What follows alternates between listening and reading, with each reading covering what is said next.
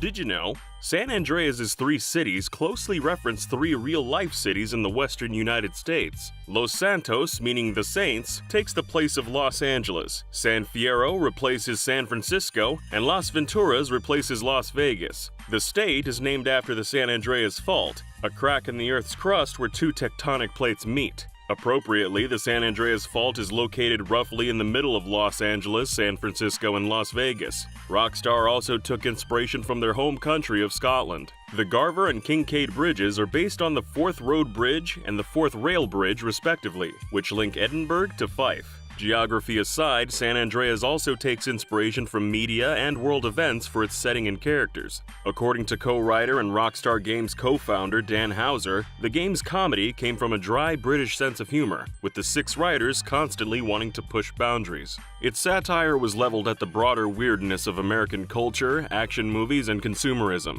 As Dan Houser said, "They're all British and looking at America from the same perspective." The game alludes to the film Menace to Society multiple times, including a Grove Street gang member who's modeled after the character O-Dog. In the game's second mission, an employee at a pizza restaurant says, "I feel sorry for your dad." This is a nod to a line in the movie. "I feel sorry for your mother."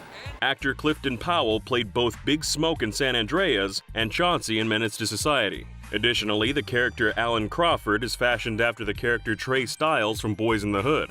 Both Menace to Society and Boys in the Hood were released in 1992, the year the game is set. In keeping with its satirical tone, part of the game's narrative alludes to real events. The real-world LAPD Rampart scandal saw many members of the Crash anti-gang unit involved in misconduct. This created false arrests, excessive force, perjury, and planting false evidence. It was one of the largest cases of police corruption in American history, with numerous cases remaining unsolved. In San Andreas, Officer Tenpenny blackmails CJ into working with Crash and is shown to be corrupt throughout. Tenpenny's acquittal and the resulting riots in Los Santos parallel the 1992 LA riots. In 1991, taxi driver Rodney King was beaten by 4 officers wielding nightsticks. Despite video evidence, the officers were acquitted of all charges in 1992. This led to riots across the city, with more than 2,000 injured and over 50 killed. Rockstar didn't shy away from uncomfortable subject matter, including open criticism of their competition.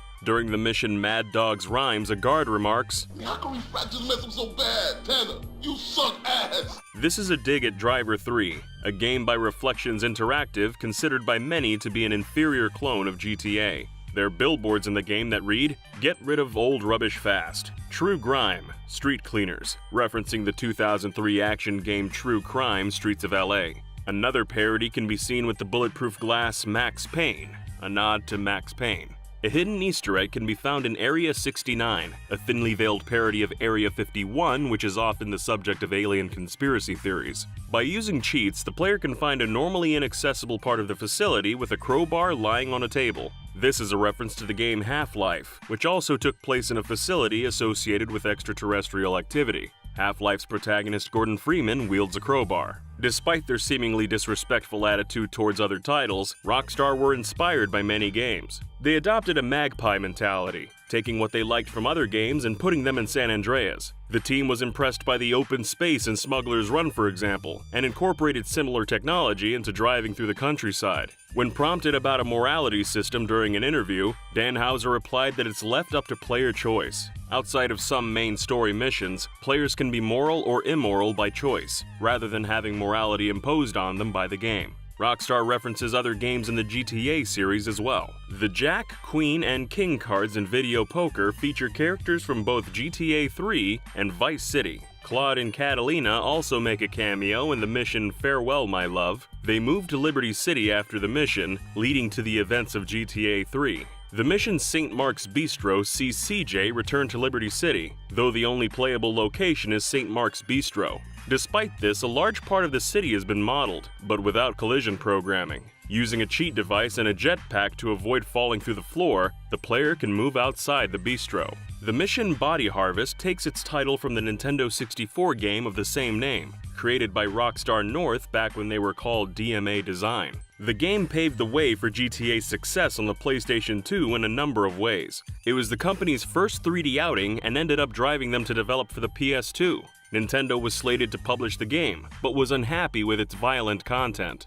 Supposedly, Shigeru Miyamoto wanted less gore and more puzzles. Nintendo eventually dropped the project, splintering the two companies and leading DMA to seek a new publisher. San Andreas has a handful of original Easter eggs. Climbing the south tower of the Gant Bridge will reveal a sign that reads, "There are no Easter eggs up here. Go away." The Visitor Center lists in-game facts about the bridge, such as the fact that it has 11 textures and takes up 1.27 megabytes of disk space. Failing the mission Running Dog while CJ is overweight results in unique dialogue with Big Smoke. He advises CJ to go to the gym and lose some weight. The player also can't initiate missions involving the jetpack if CJ is too heavy. Collecting all 50 oysters grants many boons, one of which allows the player to date any potential girlfriends regardless of sex appeal. This is a reference to the supposed aphrodisiac effects of oysters. Rumors have persisted for years that Bigfoot can be found in the game. Numerous supposed sightings exist, the authenticity of which are often contested. The release of the PC version made mods widely available, complicating matters even further. For their part, Rockstar have been evasive about the subject, sometimes outright denying Bigfoot's existence, and sometimes being antagonistically coy. The Japanese release of San Andreas was published by Capcom. The game received a Z rating from Japan's CERO Video Games Rating Board, which means players had to be 18 or over to legally purchase the game. Even with this age gate, the Japanese version was still censored. In January 2007, Capcom announced several changes to the game. This included pedestrians not dropping money when killed, and players were now unable to hit a character if the character was already dead. Missions containing explicit sexual acts or murder were also censored or removed entirely. As well as regional changes, there are also several differences between the PC and console versions of the game. When having prostitutes in a vehicle, the console versions keep the noises made by CJ and the girl. In the PC version, you can only hear the vehicle bumping. The PC version also has more shrubbery, but only shows one phase of the moon. It's either full or not visible. More vehicles spawn in the PS2 version, however drivers get more aggressive after you run into them on the PC version. Skin options were reduced from the PC version because of the game's health mechanic, where the character could be normal, buff, or fat depending on their choices. Reskinning the character became more difficult due to the different body shapes. Cooperative play was removed for the PC version of the game, but can be added back with the use of mods. Speaking of cut content, San Andreas had to leave certain things out of the final product. There are 3 total gangs that go unused, including an Italian mafia. There are also multiple cut character models that seem intended to add distinction between the cities. There are different taxi drivers, police outfits, and motorbike cops for each city. The models also had unused voice and sound files. Some unused audio exists for a skateboarder character who is fully voice acted and would even have ridden the skateboard. There's also data in the game's code suggesting skateboards would have been used as both a weapon and a vehicle for CJ. The model and texture still exist in the game, but there's no way to fully re-enable its weapon and vehicle capabilities. This idea was revived by Rockstar and implemented in their next release, Bully. Though there's code present for it in the game, a quadruple insane stunt can't be completed due to a coding error. A similar error prevents the player from being rewarded for completing perfect insane stunts, though these issues can be fixed by those willing to tweak the game's code. There are also a number of deleted missions. Impounded, as the title suggests, sees the player retrieve a fancy car CJ and Caesar were working on after it gets impounded. There would have been a sequel mission to that called Hold Up, also featuring Caesar. While there's a mission called Doberman in the final game, a second Doberman mission exists in the code. This unused mission is a drug bust that CJ had to complete for Officer Tenpenny. The mission named Doberman in the final game was originally called Gang Wars. The Tanked Up mission would have had CJ controlling a miniature tank to destroy buggies Berkeley had set against Zero. The mission The Truth Is Out There was supposedly meant to be given by The Truth after he was held up in Bayside for entering Area 69. The mission All-Terrain Takedown would have seen CJ entering Big Smoke's palace. Although many missions were cut, San Andreas had the capability to support mission packs, which would add additional content. Interestingly, this leftover functionality is now exploited by modders to add user-created missions into the game. There were rumors the rapper 50 Cent was going to play CJ in the run-up to the game's release, as CJ could be read as a contraction of Curtis Jackson, 50 Cent's real name. However, Rockstar denied the claim, telling Electronic Gaming Monthly he had nothing to do with this sequel.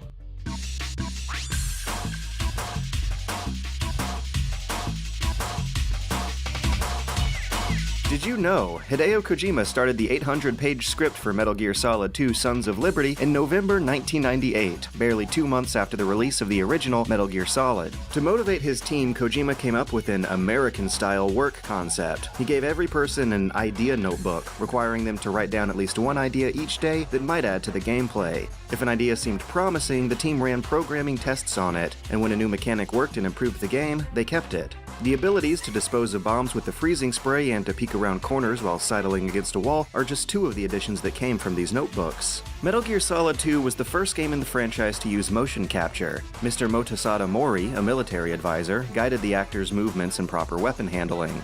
Mr. Moray even made the development team reenact scenarios to get a better understanding of how the military and civilians might react in them.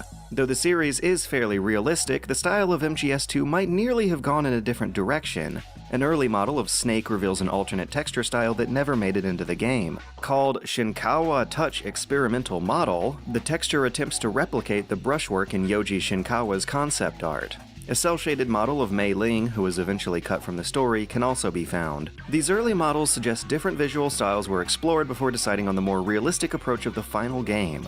Sound director Kazuku Muraoka wanted to use the game's increased budget to give MGS2 the Hollywood action music it deserved. When Muraoka and Kojima saw the movie The Replacement Killers, they were impressed by the film's soundtrack. Muraoka said, "We especially liked the energy and the excellent use of synthesizers." The development team contacted the film's composer, Harry Gregson Williams, and gave him a compilation CD of his past works, burnt by Kojima himself. Gregson Williams, who's worked on Armageddon, Enemy of the State, and The Martian, remembered the incident saying, "Flattery will get you everywhere. And as soon as I received the CD, I realized that I've never done a video game before, so why not do it? They seem like very decent people, so that's how I came to be doing it." According to Kojima, the original plot of the game involved nuclear weapons inspections in Iraq and Iran, and had Solid Snake trying to intercept Metal Gear while it was situated on an aircraft carrier. Unfortunately, after 6 months in production, tense political situations in the Middle East became a concern.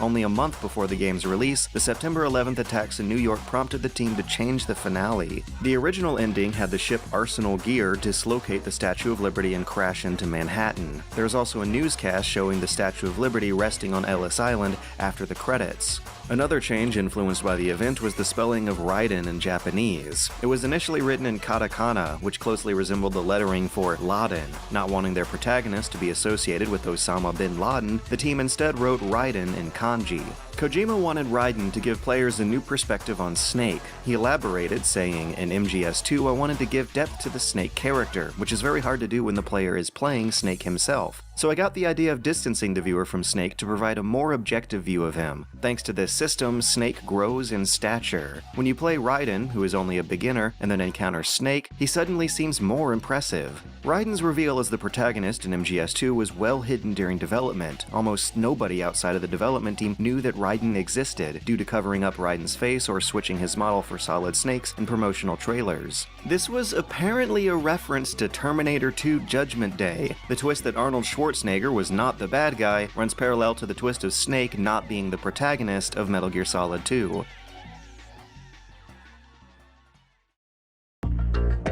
It's no secret that Kojima often finds inspiration in Hollywood films. MGS2 also references Kojima's favorite movie, 2001: A Space Odyssey. In the opening scene, a brief shot shows the tanker's name, Discovery. This is the same name as the spacecraft operated by HAL 9000. In the same scene, Snake drops down onto the tanker in a similar way to how the Terminator is introduced in Terminator 2, kneeling on the ground with electric pulses dancing around him. Kojima created Snake and Raiden to parallel movie giants Godzilla and King Kong. Solid Snake is a creation of man and science, akin to Godzilla. Raiden, however, was lured by a woman, captured by Solidus, and taken to the city, just as King Kong was. According to Kojima, Solid Snake frees Raiden, who is free to return from whence he came. But Solid Snake is Godzilla, and as long as Metal Gear exists, he will stay with men and keep fighting. The game also makes intentional nods to the 1997 film Titanic. The beginning scene features a tanker sinking in a similar manner before transitioning into a conversation between two lovers named Jack and Rose. In MGS2, Snake uses the alias Iroquois Pliskin. The name Snake Plissken plays homage to Kurt Russell's character Snake Plissken in the 1981 John Carpenter film Escape from New York. And to keep the snake theme, Iroquois means rattlesnake. The character Vamp was originally meant to be female, but was changed to be male after the team created the character Fortune. For Vamp, Shinkawa took inspiration from famous Spanish flamenco dancer Joaquin Cortez. Vamp not only reflects his appearance, but also imitates his bold dance moves. Vamp's original theme, played in the Making of Metal Gear Solid 2 documentary, even has flamenco undertones, although this theme is changed in the actual game.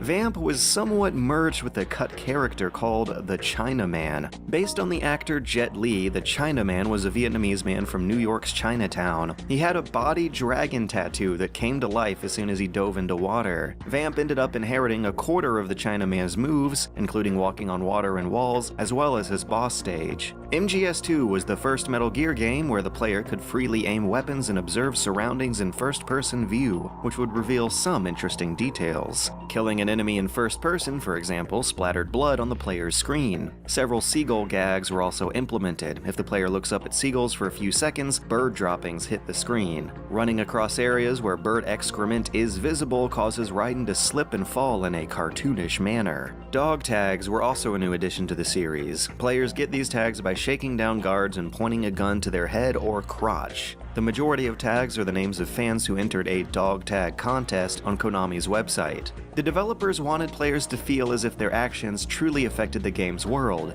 This included interactions with other characters. If the player aims a gun at Snake while he's sleeping in Strut B, he immediately wakes up and points his gun at Raiden. Repeated hostility will lead Snake to be wary of the player, drawing his weapon whenever the player comes near. Snake isn't the only ally you can anger either. Rose gets pretty touchy as well. If a player shoots multiple seagulls, Rose scolds Raiden for shooting defenseless animals. You can also anger her by punching or kicking hostages, or taking a peek up the hostage Jennifer's skirt. These actions cause Rose to refuse to save your progress until you apologize. Several funny and borderline creepy Easter eggs can be found in the game too. While the Colonel's AI is malfunctioning, he will spout off all kinds of gibberish. One codec has him quickly saying,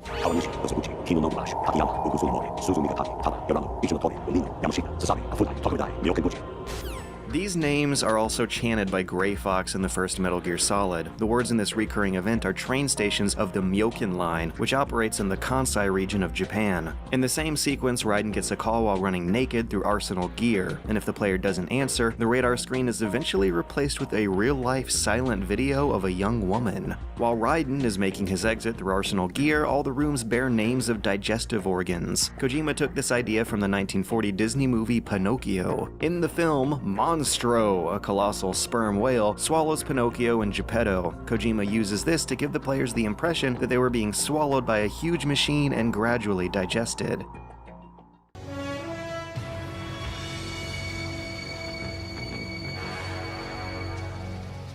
Did you know Metal Gear Solid 3 was created as an apology of sorts for Metal Gear Solid 2? Although MGS2 sold well, fans were polarized. In response to this, Metal Gear Solid 3 periodically mocked Raiden. The most obvious jab was Major Ivan Raidinovich Rykov, a character that resembled Raiden. Rykov was the implied secret lover of Colonel Volgin, also known as Thunderbolt. The name Raidinovich is another joke, as it can be interpreted as Thunderbolt's bitch. Kojima explained that he intentionally placed the effeminate Rykov in MGS3 so players could vent their Raiden-induced frustrations. In a way, Kojima felt the same frustration, telling PlayStation 2 Official Magazine, "I put my career on the line with Raiden. I did it to entertain people by totally destroying what I had built up, earned, and achieved with MGS1. I really wanted people to be amused by that, but they started bashing him and I guess I wasn't happy." Kojima never intended to direct Snake Eater. His goal was to hand production over to his team, but he ended up coming back when things weren't progressing as planned. Kojima has always been a fan of integrating his personal experiences into the Metal Gear franchise.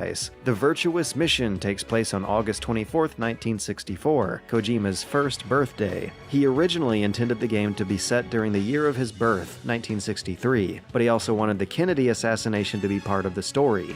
Naked Snake was apparently planned to have a physical constitution similar to Arnold Schwarzenegger. As well as being bulky, he was going to stand around 6 foot 5 feet tall. Snake Eater's new jungle environments included uneven terrain, which posed a problem for developers. The solution was to drop the collision engine used in previous games and create an entirely new one. The camera angle was also an issue in the game's original release. Some complained about the camera being restricted to a top-down view. Kojima explained the choice, saying he wanted to maintain consistency between the games. In an interview with IGN, Kojima admitted another factor in this decision. When the team experimented with the camera being behind Snake, he would feel sick. Like other Metal Gear games, MGS3 took inspiration from movies, books, and TV. Some pieces of media that inspired the game were George Orwell's 1984, Papillion, Dr. No, The Great Escape, and Richard Dawkins's The Selfish Gene. According to Kojima, the team would take overnight trips to brainstorm ideas for the game. On one of these trips, he remembers seeing John McTiernan's film, Predator. The movie's jungle setting and camouflage mechanics heavily influenced the final game. After Metal Gear Solid 2 was completed, composer Harry Gregson Williams told Kojima that he didn't want to make high-tech sounding music anymore. Williams said that if the next game was set in the jungle, however, he might consider composing for it. Kojima told Williams he chose the jungle setting just to have Williams on board, even though a jungle theme was already being considered. It wasn't until all the music was composed that Kojima came clean. Kojima took the movie references one step further with the secret minigame, Snake vs. Monkey. The original 5 stages were titled as parodies of Escape from New York, the detective series Dragnet, 1968's Planet of the Apes, George Romero's Dawn of the Dead, Cape Fear, and Gone with the Wind. Though the North American and Japanese versions of Snake Eater contain 5 stages for Snake vs. Monkey, the European version of the game contains 2 additional levels, Return of the Living Apes and The Apes of Wrath. These additional levels were made due to the game's late release in Europe. This minigame was also meant to be family-friendly, with Snake immobilizing the apes with stun grenades instead of killing them. This isn't the only minigame hidden in MGS3 either. Guy Savage is a secret level that can be accessed after Snake is tortured by Colonel Volgan. Upon saving and reloading, a dream sequence will begin where the player is placed in the role of a dual-wielding swordsman. The game ends after a short time, or if the player dies. Though it is not known why the minigame was included in MGS3, Kojima initially wanted Gradius to be featured in this part of the game instead. According to writer Shuyo Murata, there was talk of the minigame being expanded into a standalone game of its own, but that idea was scrapped. If the player kills Ocelot, a game over screen with the words "Ocelot is dead" appears, slowly transforming into the words "Time Paradox." Colonel Campbell will also scold Snake for creating a time paradox. You changed the future. You've created a time paradox. In the Japanese game, this is another subtle movie reference. Japanese voice actor Aono Takeshi, who plays Colonel Campbell, also provided the voice of Doc Brown in the Japanese release of Back to the Future. The movie's theme of preventing a time paradox also carries over to MGS3 through Takeshi's dialogue. A food item in MGS3 called Calorie Mate is actually for sale in Japan. It's a nutritional energy product available in various flavors and comes in a block, jelly, or canned form. When Snake uses this item, he fully regains stamina. Snake appeared in some co-branded ads with slogans such as, "If you want to survive, eat this," and "Even when you fight alone, you've got a mate." Kojima even mentioned that Snake's favorite is the chocolate-flavored Calorie Mate block. Interestingly, the game takes place nearly 2 decades before Calorie Mate even existed.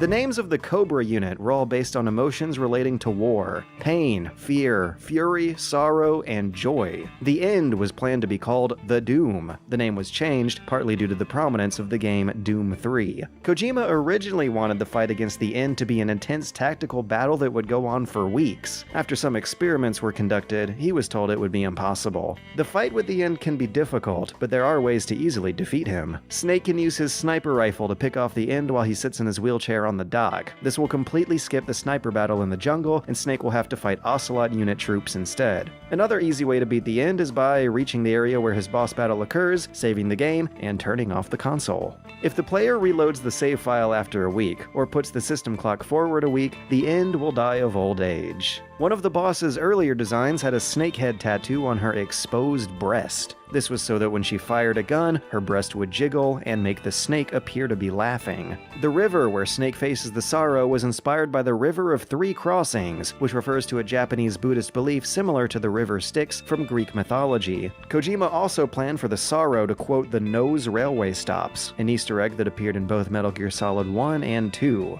The overall design for the Fear was based on character designer Yoji Shinkawa, Iwa's initial design for Raiden. The very first concept of Raiden was a Spider-Man-like character who crawls on the floor on all fours. His personality was that of a weirdo who'd lick bird droppings, though Kojima rejected the idea immediately. In one scene, Snake is hit with a bolt coated in the venom of the Brazilian wandering spider. The Fear describes the grim effects of the venom to intimidate Snake, but he neglects to mention one effect of the venom. As well as causing intense pain, the venom also has similar properties to Viagra, giving the victim an erection.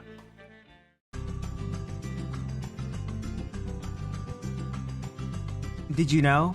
Kingdom Hearts owes its existence to a string of chance events. The first of these events was when Final Fantasy developer Tetsuya Nomura overheard a conversation between Square Enix executive Shinji Hashimoto and Final Fantasy creator Hironobu Sakaguchi. Nomura heard them saying something along the lines of, "Mickey Mouse would have been great, but we can't use him," and stated that he was interested in working on whatever this mystery project was. In an interview with Nintendo CEO Satoru Iwata, Nomura explained why he was interested in the project, saying that while he was working on Final Fantasy VII, Super Mario 64 was released for the Nintendo 64. Super Mario 64's fully three-dimensional environments and the freedom you had to explore these environments had a huge impact on him. When Nomura told his colleagues that he wanted to make a game like Super Mario 64, they said, "But Mario's already a world-famous character. It would be impossible to start from scratch with an all-new character." But Nomura felt that Disney had some of the few characters that could rival Mario in popularity, and jumped at the chance to realize his ideas when he overheard Hashimoto and Sakaguchi talking. They later both agreed to give Nomura a chance to direct the project. The second chance event was when Hashimoto unwittingly stepped into an elevator with a Disney executive. At the time, Disney and Square both worked in the same building, so the elevator ride gave Hashimoto the chance to pitch the idea of a collaboration directly to Disney. They quickly came up with the idea of a crossover as a vague production concept, and Hironobu Sakaguchi later agreed to using Final Fantasy and Disney characters together. At the start of development, Disney wanted Donald Duck to be the game's protagonist, while Square wanted Mickey Mouse. Nomura felt that neither would work well, and wanted to develop an original character based on Disney's iconic style. So in the end, Sora was created. Sora was originally going to wield a chainsaw sword instead of a keyblade, and his design was going to resemble that of a lion. Sora's final design, however, had yellow shoes, red shorts, and white gloves, all inspired by Mickey Mouse. The game's story was also originally going to be a much simpler, Disney-styled story, but it was altered to appeal more to Final Fantasy fans. 2 months before Kingdom Hearts released, Square held a promotional contest for the game exclusively in the US. The winner of the contest would have their name used in the game. The lucky winner was New Yorker Kurt Zisa, and his name would be used for the game's six-armed hidden boss of the same name. Final Fantasy X's Riku was originally going to play a major role in the first Kingdom Hearts game. She was going to be a part of Leon's group in Traverse Town and help Sora throughout the game. She was removed because her name was too similar to the character Riku, and she was ultimately replaced with Yuffie. She did, however, later appear with the rest of the Gullwings in Kingdom Hearts 2.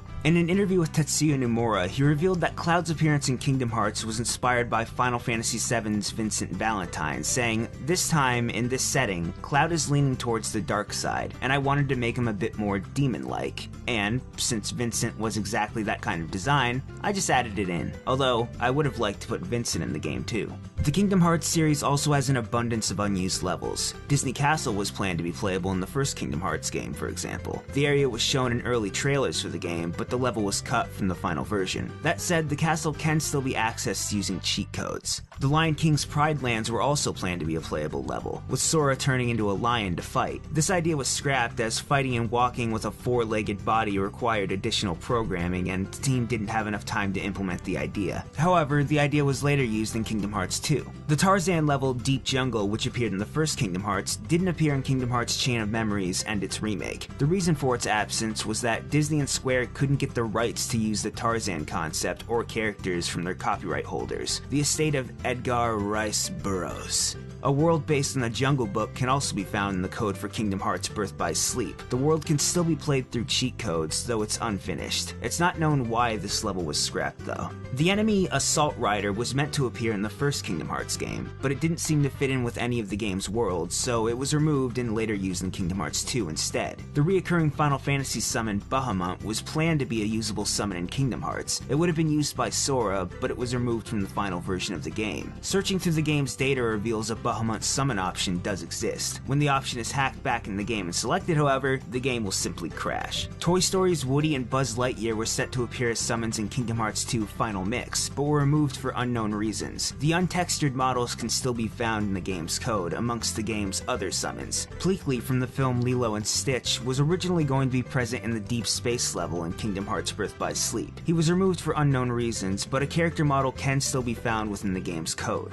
Originally, the Kingdom Hearts 2 final boss Xemnas was going to utilize two other gigantic forms, although it's not known why these forms were removed. Of course, it's evident to see that there are many pieces of cut content and lost information within the Kingdom Hearts series, but the biggest loss by far was the loss of all original data and assets for the first Kingdom Hearts game. This is the reason Kingdom Hearts HD 1.5 Remix is reported to have been made from the ground up. One last interesting piece on Kingdom Hearts is that the actress Catherine Beaumont, who voiced Alice in Disney's Alice in Wonderland at the age of 13, reprised her role as Alice in Kingdom Hearts over 50 years later at the age of 64. Of course! I've done absolutely nothing wrong. Did you know? Several teasers and trailers from the Kingdom Hearts series have featured scenes that were either heavily altered or unused in the final products. The very first trailer for Kingdom Hearts features a segment with Riku standing atop Big Ben in Neverland, not seen in the final game. Additionally, Donald Duck and Goofy wear their traditional outfits, rather than the Final Fantasy-inspired costumes they were given in-game. The first trailer for Kingdom Hearts 2 also included several tweaked scenes. Most notably is that Sora, Donald, Goofy, and 5 members of Organization 13 are seen in the Hollow Bastion level from the first game, and there's a comedic scene where Donald freezes himself with magic. Interestingly, Roxas's face was also obscured for the entirety of the trailer and other early promotional materials for reasons that aren't entirely clear. A partially hidden end-of-game teaser for Kingdom Hearts 2 was included in the first game, titled Another Side, Another Story. The teaser featured pre-rendered CG animation created by some of the same team that animated the Final Fantasy VII spin-off, Advent Children. Though conceived as a non-canon concept trailer showcasing unconnected ideas for a sequel, several aspects of the trailer did eventually make their way into official parts of the series. The main sequence from the video was briefly retold in Kingdom Hearts 2 through a flashback, and was an integral part of the spin-off 358 over 2 days. Additionally, the seemingly random quotes that appear throughout the trailer were added in the Kingdom Hearts 2 script by writer Kazushige Nojima after an official story had been crafted. Kingdom Hearts 2 featured a similar pre-rendered trailer titled Birth by Sleep, which teased a climactic scene from the game of the same name. Despite first being released in Japan, the international versions of Kingdom Hearts actually feature additional content. New music and battles against Kurtzisa, the Phantom, and Sephiroth weren't in the initial Japanese game, and wouldn't be included until the release of a special Japan-exclusive version titled Kingdom Hearts Final Mix. This upgraded rendition also contained even more new content, including cutscenes, enemies, weapons, and a secret boss battle against a powerful and mysterious hooded man. Kingdom Hearts 2's Final Mix similarly featured new content,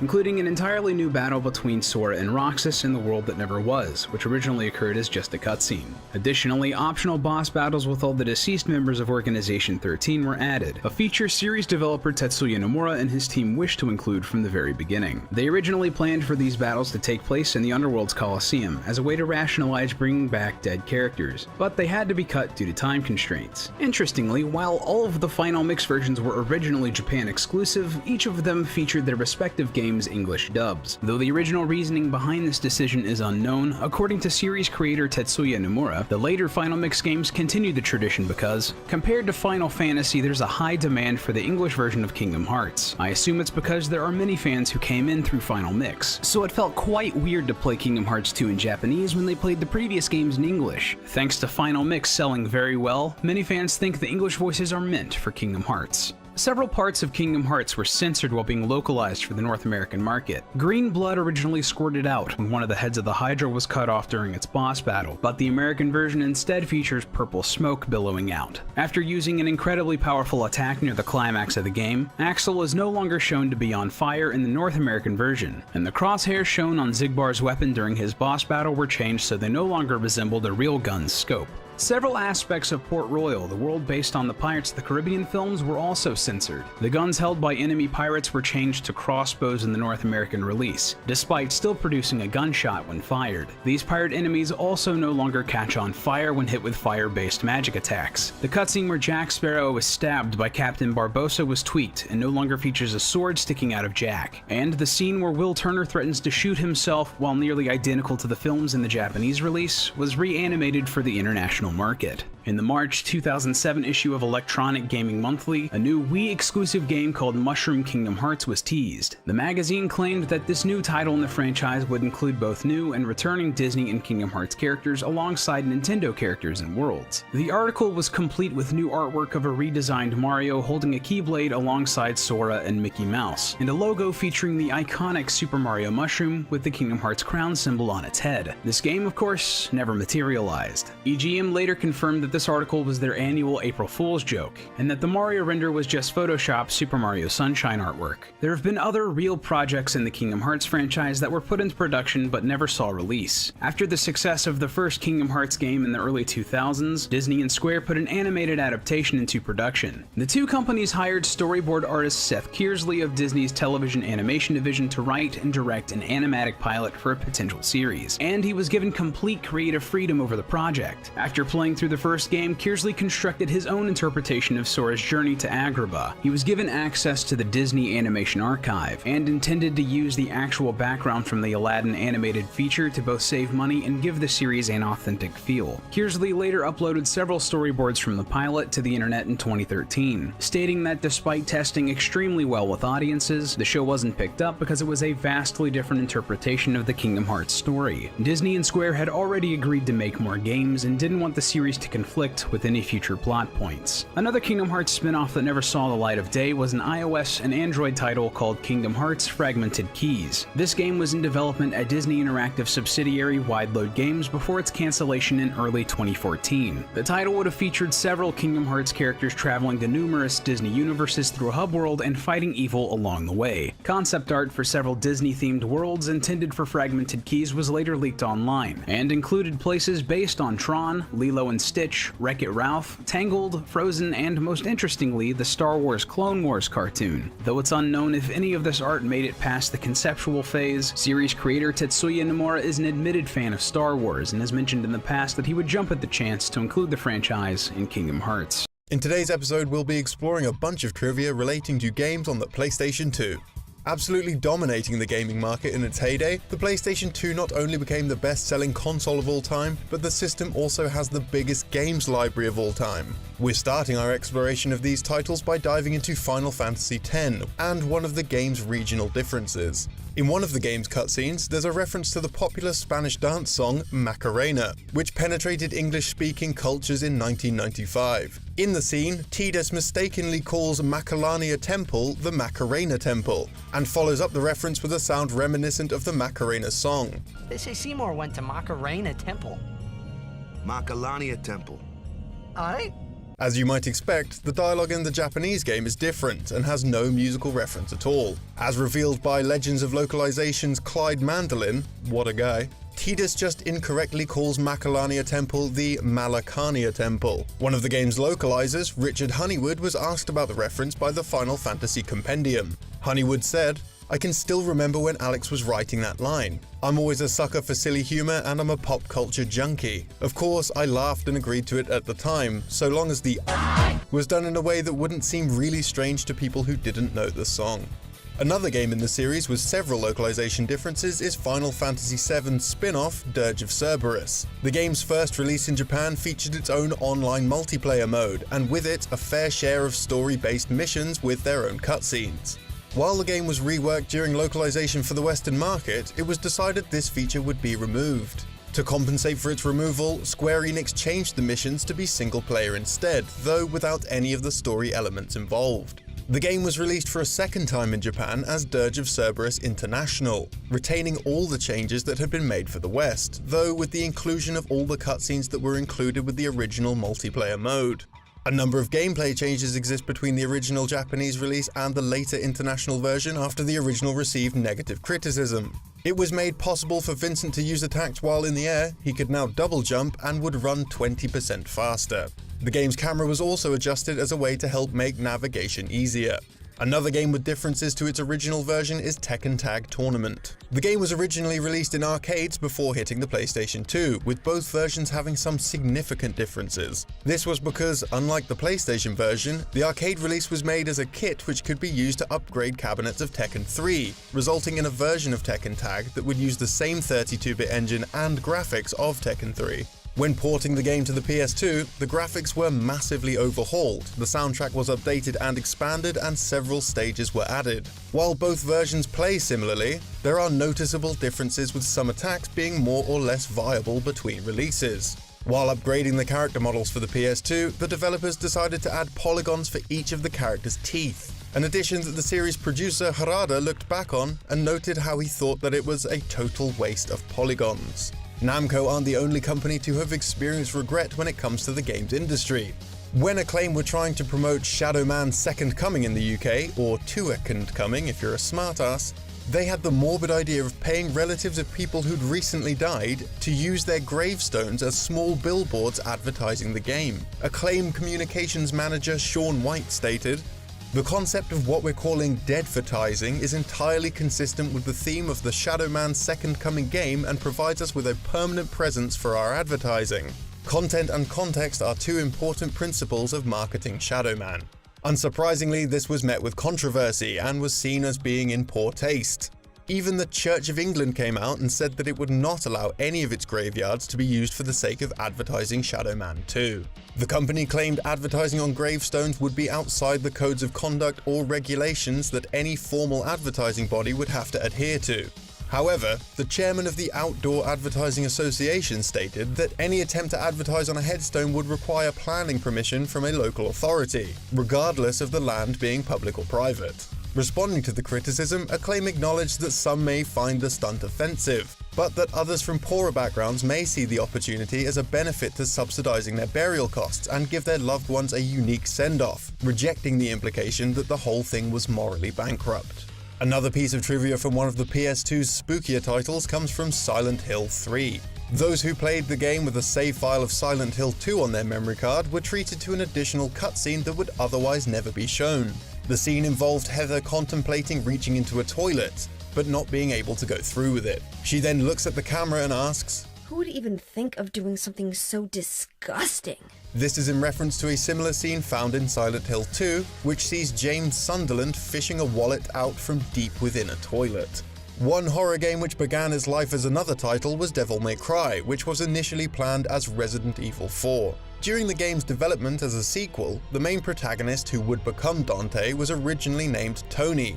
Hideki Kamiya also claimed his surname was planned to be Redgrave, in honor of Chris Redfield from Resident Evil.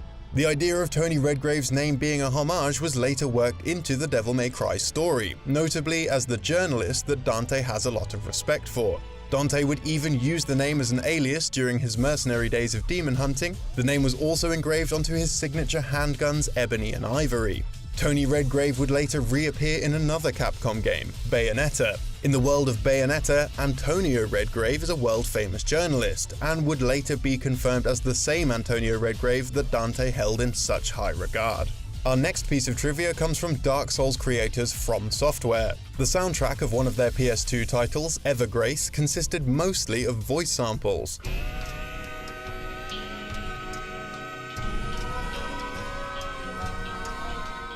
Composer Kota Hoshino explained to Rocket Baby, "At the beginning, I was thinking of expressing the voice. I recorded my voice and some sample voices and then edited them with SoundForge. It finally became the voice that you can hear in the opening of Evergrace." Hoshino wanted to create a soundtrack that would express the verge between pop and non-pop music, and besides the voice and instruments he already had, would build upon pre-arranged percussion tracks taken from a sample CD. Another auditory secret comes from Metal Gear Solid 2. The alternate name of the Patriots, the Lali Lule Lo, fun to say, so give it a go, was chosen because the English L sound does not exist in the Japanese phonetic alphabet. This makes it nearly impossible for native Japanese speakers to say, which is implied to be why the Patriots used the name. However, since the English phonetic alphabet is fairly comprehensive and contains the L sound, the concept wouldn't be translated over when the game was localized. With a game that's all about sound, the original Guitar Heroes release actually featured a hidden track which could only be accessed through a cheat device such as a Game Shark. The track was composed by Andy Buch, credited as Andrew Buch, a former member of staff for Harmonix.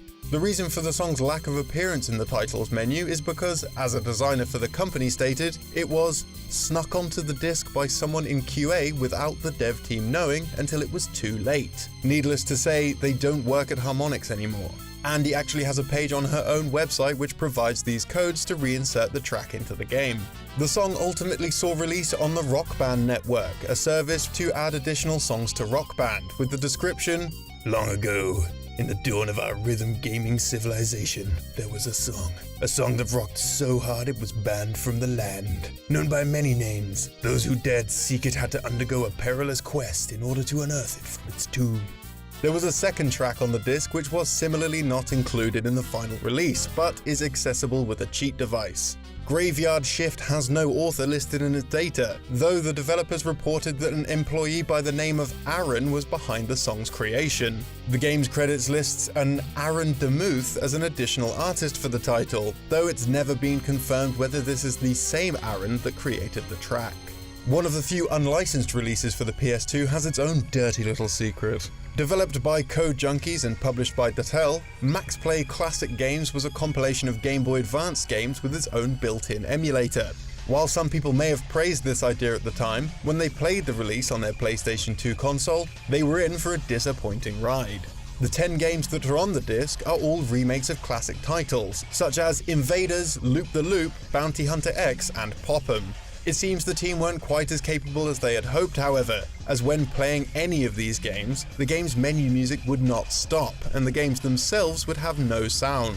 Shockingly, to top this off, a folder can be found on the game's disc called delete_me, a request which was seemingly ignored before the final product was sent to print. Inside this folder is a complete ROM for Nintendo's Metroid Fusion, a possible remnant of their testing environment for the self-coded emulator.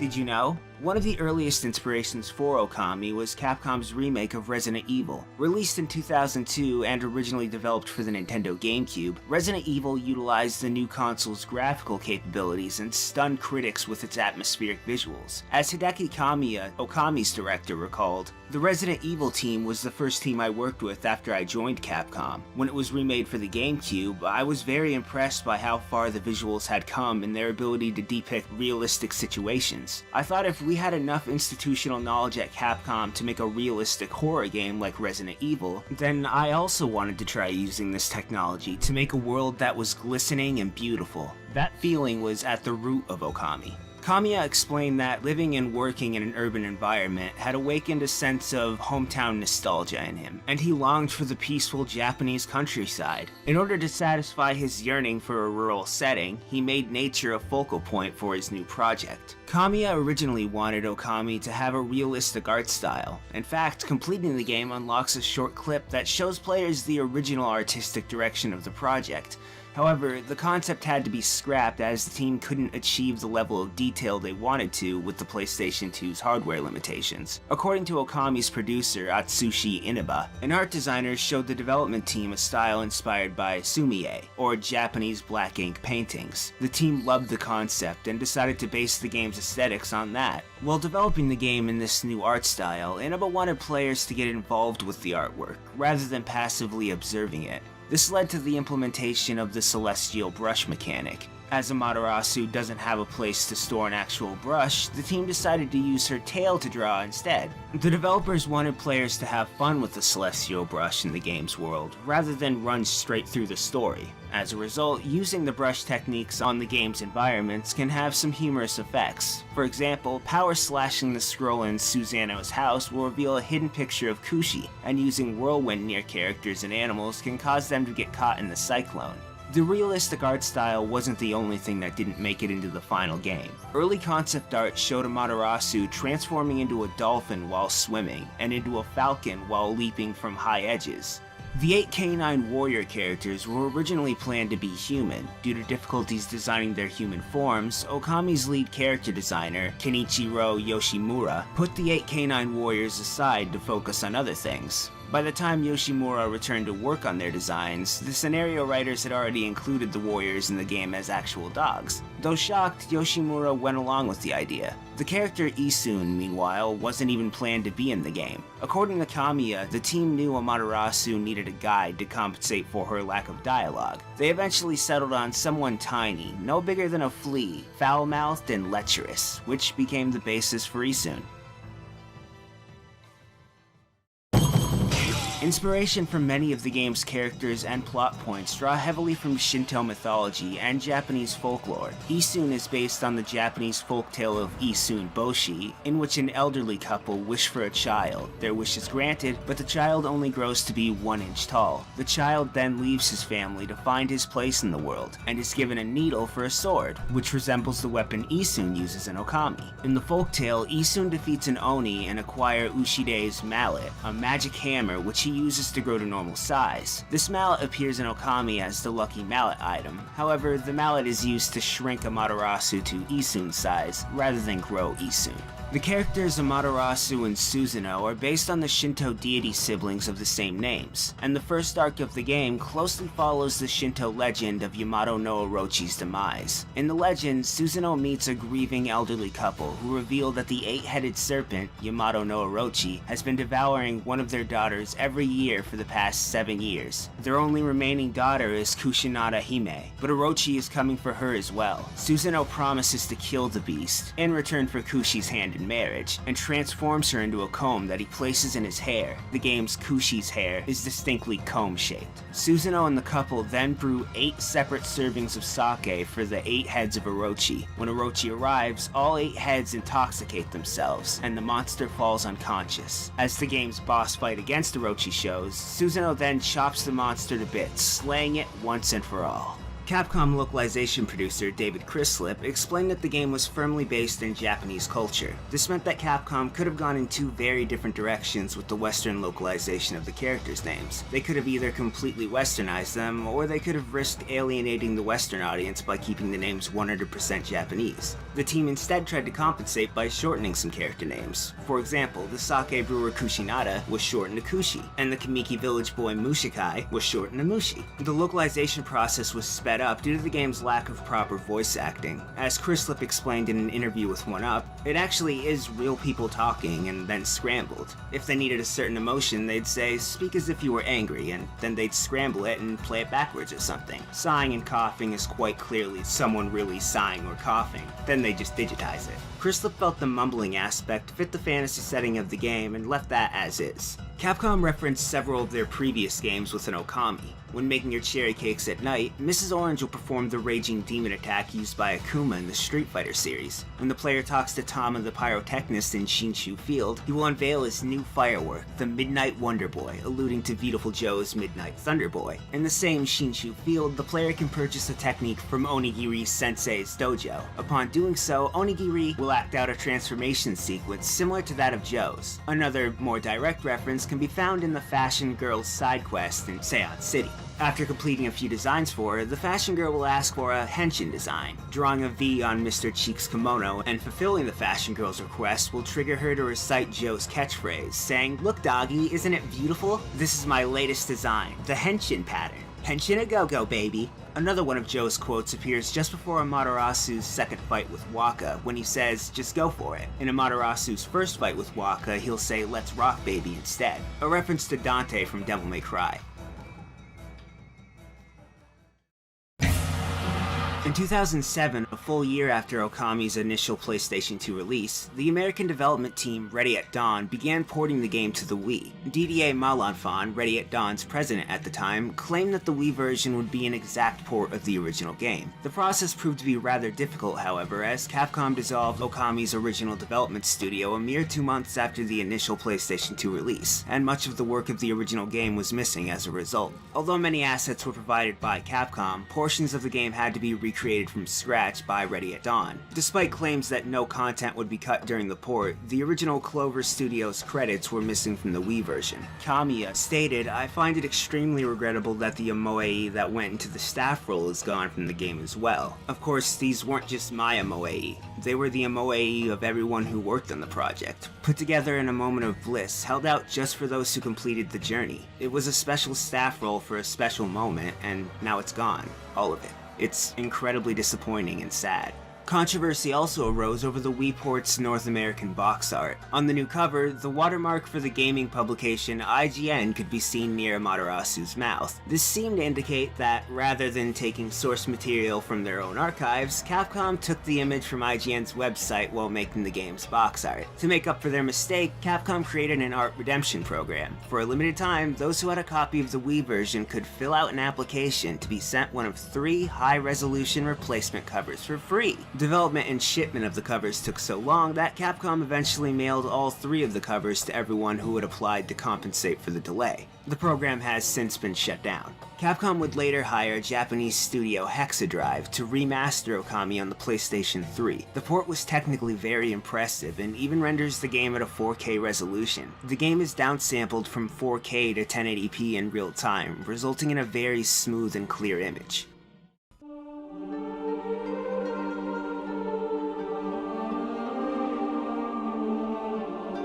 Did you know? Shadow of the Colossus was originally codenamed Nico and was going to be a sequel to Ico. The name is a clever play on Ico and the word for 2 in Japanese, ni. The second time Nico was shown, it had become Shadow of the Colossus and was no longer directly related to Ico in any clear fashion. The game's director, Fumito Ueda, explained why these connections were dropped. The ending of Ico was too final, so it didn't need a sequel. Shadow of the Colossus still has a reference to Ico in the form of an alternate skin for Agro. If you have an Ico save file on the same memory card as your file for Colossus, you'll unlock a skin which replaces the white, diamond-shaped mark on her head with a symbol resembling the eye from the Ico logo. A limited edition Shadow of the Colossus set was sold in Japan, which came with an extra disc titled Nico. The disc included several videos of what Nico might have been like. One of them shows several Ico-styled warriors attacking a Colossus all at once. This could suggest the team considered having multiplayer in Nico. They've since clarified that the characters only existed as placeholders until the gameplay was finalized. While discussing the development of the giant Dorman, however, Ueda jokingly mentioned the potential of multiplayer. It wasn't implemented, but the player can control basically every Colossi. If you connect the 2 controllers, 2 people could play.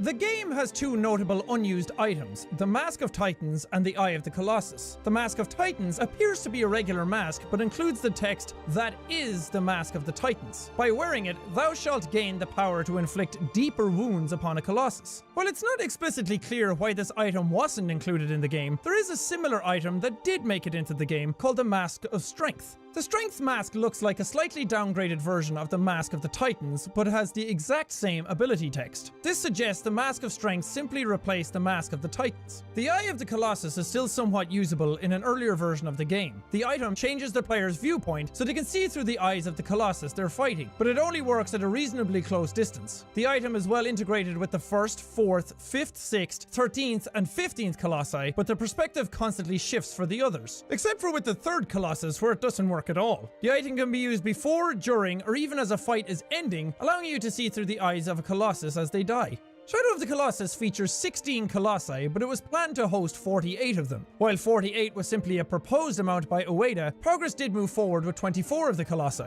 This number was cut to 16 due to time and quality constraints, but the unused Colossi weren't simply thrown away. Producer Kenji Kaido elaborated, "We would condense the individual elements of 2 Colossi down into 1. That way, we weren't just throwing them away, but rather combining them to make figuring out how to defeat them even more interesting." 8 of the unused Colossi made it fairly far into development before being cut.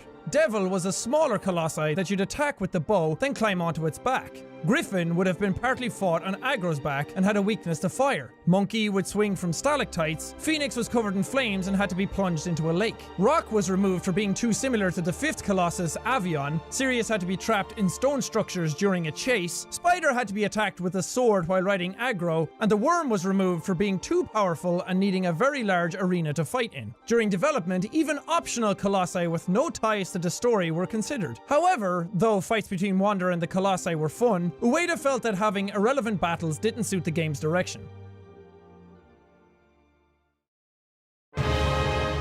Due to the intense approach Team Ico took with Shadow of the Colossus, many small changes were made to the game world. For instance, Leo, the 11th Colossi, was originally going to fight swimming in a giant lake rather than near pools of water. Designer Masanori Kajita stated, "The pools of water that remain around the completed arena were previously an entire lake. It wasn't just that we changed how to defeat Leo and thus the arena came to be the way it is today. Ueda told us to make it seem as though long ago there was once a bigger lake in the area. It was fun to create." The change was also made due to Leo's swimming speed. Making the creature's speed in water match the speed of the player made Leo seem less ferocious. The team definitely put care into how the Colossi and the world was portrayed. Animator Atsuko Fukuyama apparently walked around carrying his bicycle to get a feel of the Colossi's weight for his animations. Giantology is the name of an initially cryptic viral marketing blog used to promote the launch of Shadow of the Colossus. It launched as a blog that delved into the science of mythological creatures being written and managed by fictional character Eric Belson.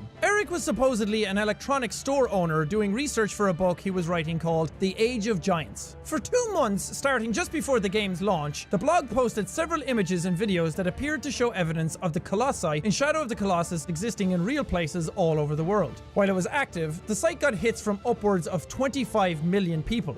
A surprising amount of behind-the-scenes shuffling affected the ending of Shadow of the Colossus. The game was planned to have a more upbeat, alternate ending, which was tied to an unused game mechanic. Ueda explained, "Originally, we had it so Wander's body would grow each time he defeated a Colossus, and we were thinking of doing something along the lines of Beauty and the Beast. The awakened girl, still unable to see, would grope around for Wander, but his form had changed. Then, as you wondered what was going to happen, the staff role would begin, but in the end, the two would happily mount Aggro and ride off. The developers even considered including an alternate ending if the player had an eco save file, but decided it would be unfair to some players. They didn't want to make it an unlockable either, so they just scrapped the whole thing. The mysterious doorman actually has 2 voice actors. Interestingly, one is a man and one is a woman. The voices of Kazuhiro Nakata and Kyoko Hikami are played at the same time in synchronization, presumably to make Doorman seem genderless.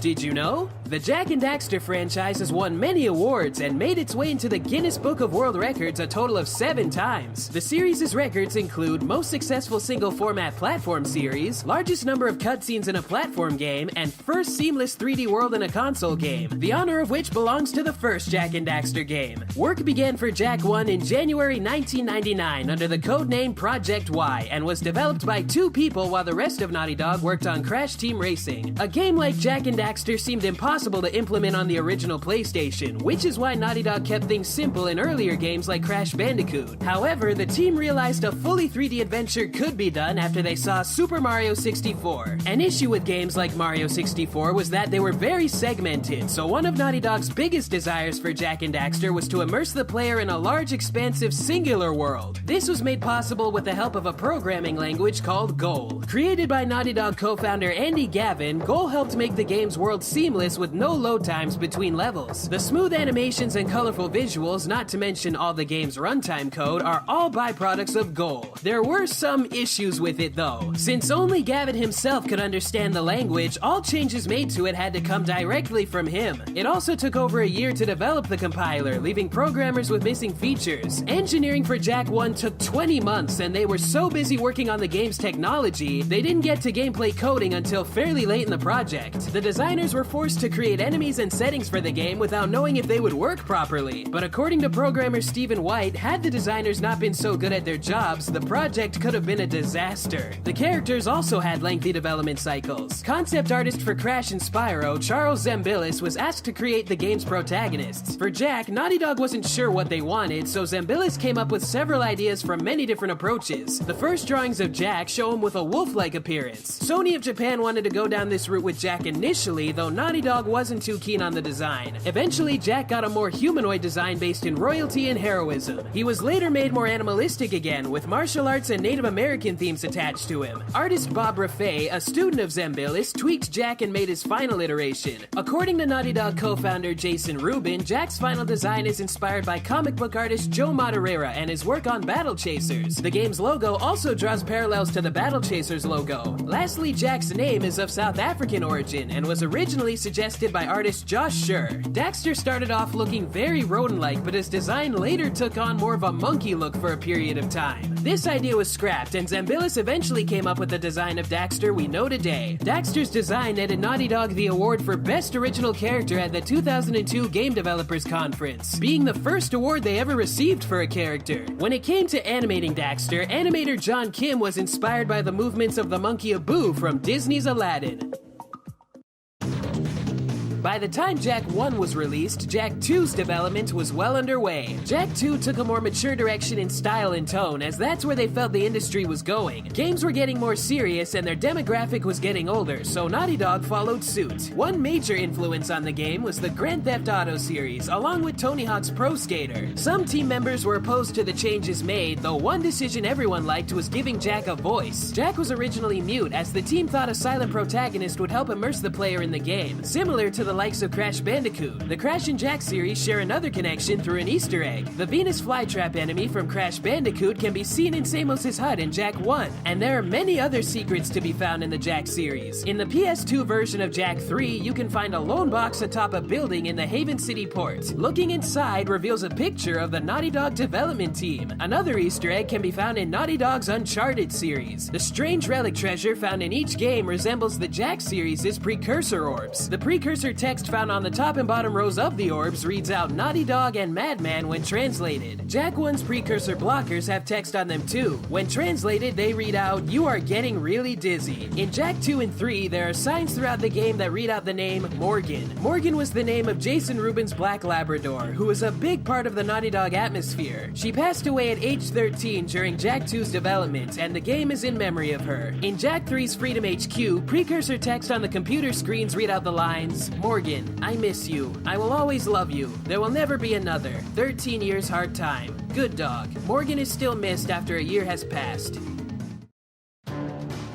There have been a few attempts at continuing the Jak series. The Lost Frontier was initially being worked on by a team at Naughty Dog for the PSP, while another team worked on the PS3. However, the transition from the PS2 to the then new systems wasn't a smooth one. Most of their time was spent learning the hardware and little progress was made. Many employees quit out of frustration, and it seemed like the company was on the verge of death. To keep the studio afloat, the two teams became one and handed over the Lost Frontier to another developer, putting their whole team to work on the first Uncharted game. This wasn't the last time they tried making a Jak game, though. The success of Uncharted 2 led the team to splitting into two once more. The new team was led by Bruce Straley and Neil Druckmann, and they explored the idea of creating a new Jak and Daxter game, but the idea was ultimately dropped. Neil Druckmann had said, "We were questioning, are we doing this for marketing reasons and naming something Jak and Daxter when it's not really Jak and Daxter, or are we really passionate about it?" And the answer was, we felt it was more for marketing. We felt like we weren't doing service to what fans of this franchise really liked, even if the reinvented Daxter is pretty damn good looking. When they told their supervisors about the issue, they said they were allowed to tell whatever story they wanted, which led to The Last of Us being made. The Last of Us has a few cameos and references to Jak and Daxter in areas throughout the game. More concept art for Jak 4 was revealed in Naughty Dog's 30th anniversary art book, as well as in July of 2015, showing backgrounds, more ideas for Daxter, and a very photorealistic Jak.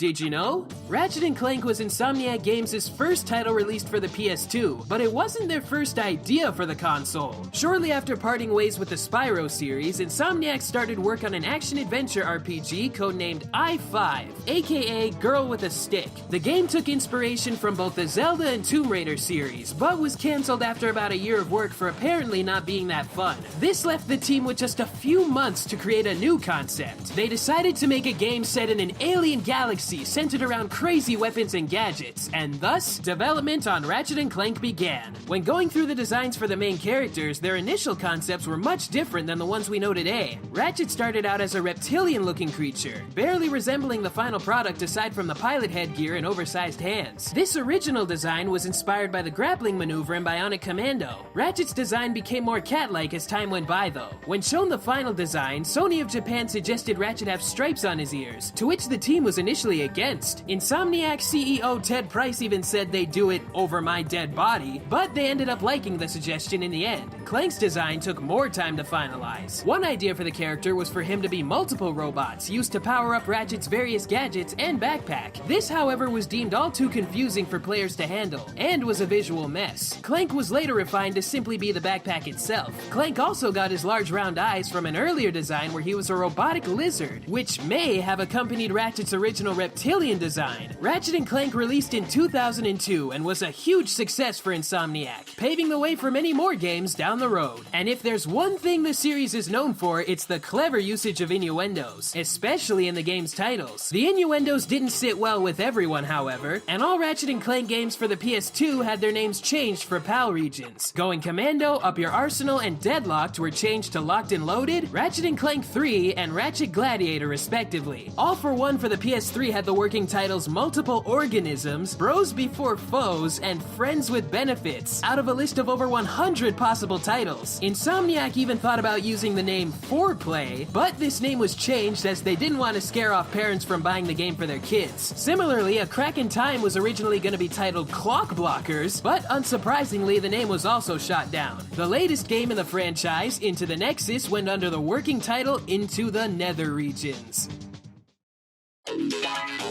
Aside from double entendres, Ratchet & Clank is also known for its skill points. That said, the skill points didn't make their debut in the Ratchet series. They're actually a carryover from the Spyro games, specifically Spyro 2 and 3. The final skill point in the first Ratchet game is called Going Commando, which at the time of Ratchet & Clank's release may have been an allusion to the game's then-in-development sequel. Tools of Destruction has a skill point with the name No, Up Your Arsenal, referencing the name of the third Ratchet game. Other names for skill points include Gotta Catch 'Em All, referencing the Pokemon slogan, and You Can Break a Snow Dan, a reference to Insomniac Games employee Dan Johnson. As an inside joke of sorts, Insomniac has hidden away a reference to Dan in nearly every one of their games, beginning with Spyro 2. In the first Ratchet & Clank, Dan's face can be seen on the computer monitors in the landing area of the Blark Station, and on Planet Poketaru, his face can be seen on every starfish on the beach. Most other Easter eggs of Dan in the Ratchet series are comprised of unlockable skins and his face on a snowman in Going Commando and Up Your Arsenal, jokingly dubbed the Snow Dan. Sadly, Dan passed away in 2006 during the development of Ratchet & Clank Size Matters, and it, along with Tools of Destruction, are dedicated to his memory. The Museum of Intergalactic History from Into the Nexus has a statue of Dan found off the beaten path, with its entry saying he made techno music, raised cats, and knew the secrets to enjoying life. Insomniac Games have made many good partners in the gaming industry, though arguably their closest relationship is with fellow PlayStation developer Naughty Dog. When the two companies worked on Crash Bandicoot and Spyro, they did so in the same building in the same room at Universal Studios, literally side by side. To this day, the developers make games very similar in gameplay style and aesthetic, and this is especially evident with Ratchet & Clank and Naughty Dog's own Jak and Daxter franchise. Both series have made several shoutouts to each other's games, especially during the PS2 era. Jak 2's Haven City has a billboard featuring Ratchet & Clank from Going Commando, and Going Commando has a poster of Jak and Daxter in Clank's apartment and a billboard in Algon City. Algon City even has a mission which, upon completing, has Clank mimic one of Daxter's victory animations from the first Jak and Daxter, accompanied with the same music track as well. In Jak X Combat Racing, Ratchet is an unlockable driver if save data for Ratchet Deadlocked is found on the PS2 memory card. Ratchet Deadlocked somewhat returns the favor by having having a Jack skin available for player 2 to use. Deadlocked also has a small shout out to Insomniac's time with Spyro the Dragon. The story of Deadlocked has Ratchet & Clank kidnapped and forced to partake in a series of death matches along with other kidnapped contestants throughout the galaxy. On the game's Rankometer leaderboard, the name Agent Zero can be seen, which is likely referencing the character of the same name from Spyro 2. By the end of Deadlocked, his status on the Rankometer is listed as active, implying that he managed to survive.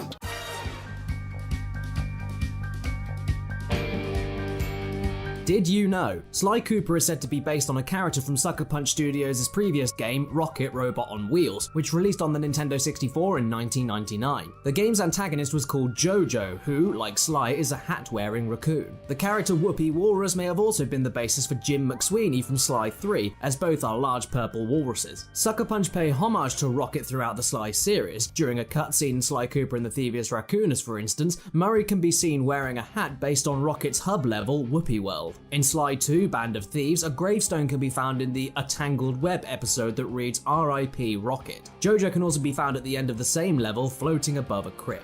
The basic concept behind Sly Cooper was to make an action game where the main character was a thief. A thief proved to be a natural fit for an action platformer, as it allowed Sucker Punch to make the types of risky terrain and dramatic situations a robber would find themselves in. Sly was designed to fit this mold, with the raccoon's banded eyes mirroring a burglar's mask. His original design was a lot stockier, more closely resembling an actual raccoon, but then Sly became lankier over time and his animations became more expressive as a result. Early builds of the game showed Sly standing up straight as he ran, which slowly developed into a sneakier crouch. Sly's cane was designed not as a hook, but as a question mark, giving him the air of a raccoon of mystery. It was also a hook planned to transform into different tools to aid Sly, such as a spray that could reveal hidden barriers. Sly was intended to make the player feel like a romanticized, idealized version of a thief. To reflect this, the team had a golden rule that they referenced when making decisions about the game's creative direction: whatever is thiefier wins. Checkpoints and coins originally used Sly's logo, however the team eventually decided against this, as it would feel less like the player was breaking into an enemy stronghold if there was Sly iconography littered about the stages. These coins were later changed to dancing green bills that resembled American dollars, but in the end these were dropped too. They were altered due to localization concerns. It was thought that dollars would be easily recognizable to American audiences, but less so in other parts of the world. Subsequent releases of the game also saw changes. The boss battle with Miss Ruby takes the form of a rhythm-based mini-game, however this boss is considerably more difficult in the Sly collection, as the music is remixed and out of sync with her actions. As work began on Sly 2, Sucker Punch decided upon a one-sentence project description that would inform the game's story and level design.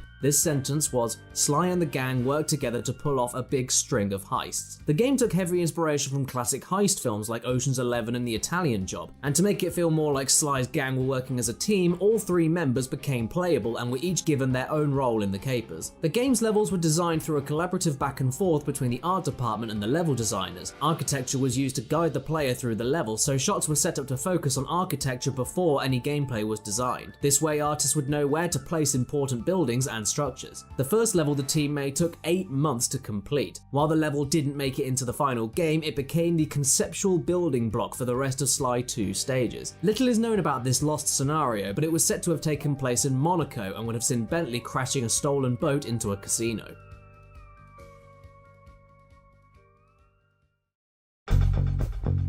In the Sly 3 level, Bloodbath Bay, there's a poster that says Dev and Karen wedding August 5th. This is a nod to two developers at Sucker Punch, Dev Maiden and Karen Yamagiwa Maiden, who got married during the creation of the game. Sly 3 was Sucker Punch's last entry into the series. The company wanted to be focused on a single project at a time, and the transition from the PlayStation 2 to the PlayStation 3 presented the perfect opportunity to transition into a new project. However, there's still evidence to suggest that Sucker Punch were once working on a fourth title, planned for release on the PS3. The game was reportedly planned to be shown at E3 2007 and was said to feature connectivity with a PSP Sly title, which was similarly ill-fated. Concept art exists for the PSP game, drawn by prolific comic and game artist Joe Madureira. The art showed Sly in different period costumes, suggesting the game was to have explored his ancestry, just like the eventually released Thieves in Time. The art also showed a shadowy, evil-looking version of Sly. The fourth installment ultimately found itself in the hands of Sanzaru Games, who were responsible for porting all the 3 original games to the PS3 in the Sly collection. Keeping this new game true to the original trilogy was a top priority for the the fresh developers. They wanted the game to look exactly how a fan would imagine the series would look in HD. And speaking of fans, Sony asked the fans to design some of the treasures that Sly would find throughout the title. This was done in the form of a competition, and winning entries were included in the finished game. Concept art for Thieves in Time shows that Miss Decibel and Penelope weren't in the initial roster of bosses. In their place are a lizard and an elephant that appear to have been combined into Miss Decibel, and a mole with a large drill. Concept art also exists for a level set in ancient Egypt, and although the level itself was cut, the location was reused in the game's secret ending. The game also makes several allusions to other series. The treasure Lutrella Nevadensis is Daxter from Jak and Daxter, and Medieval Metal Man is Clank from Ratchet & Clank. Collecting all of the masks in the game will unlock Cole's amp weapon from Infamous, the series that Sucker Punch went on to develop. The achievements Ancient Warfare 3 and Navigate Like Drake are references to Modern Warfare 3 and Uncharted respectively. Inspector Carmelita Fox also shares similarities to the Batman character Renee Montoya. Both are strong-willed police women with Spanish names who have a complicated opinion of the protagonist. Carmelita's middle name is even Montoya, strengthening the connection. Renee Montoya was created for the 1990s cartoon series Batman the Animated Series, which was a source of inspiration for the Sly Cooper series. Carmelita is also shown to be a fan of Neil Diamond, a nod to the singer Neil Diamond. This may even be a reference to one of Diamond's songs, Carmelita's Eyes. In another musical reference, the Guru of the Stone takes a group of rock stars as his pupils at the end of Sly 3. The rock stars in question bring him unwanted media attention and heavily resemble the Beatles. This is referencing Maharishi Mahesh Yogi, a meditation practitioner who became a guru to the Beatles.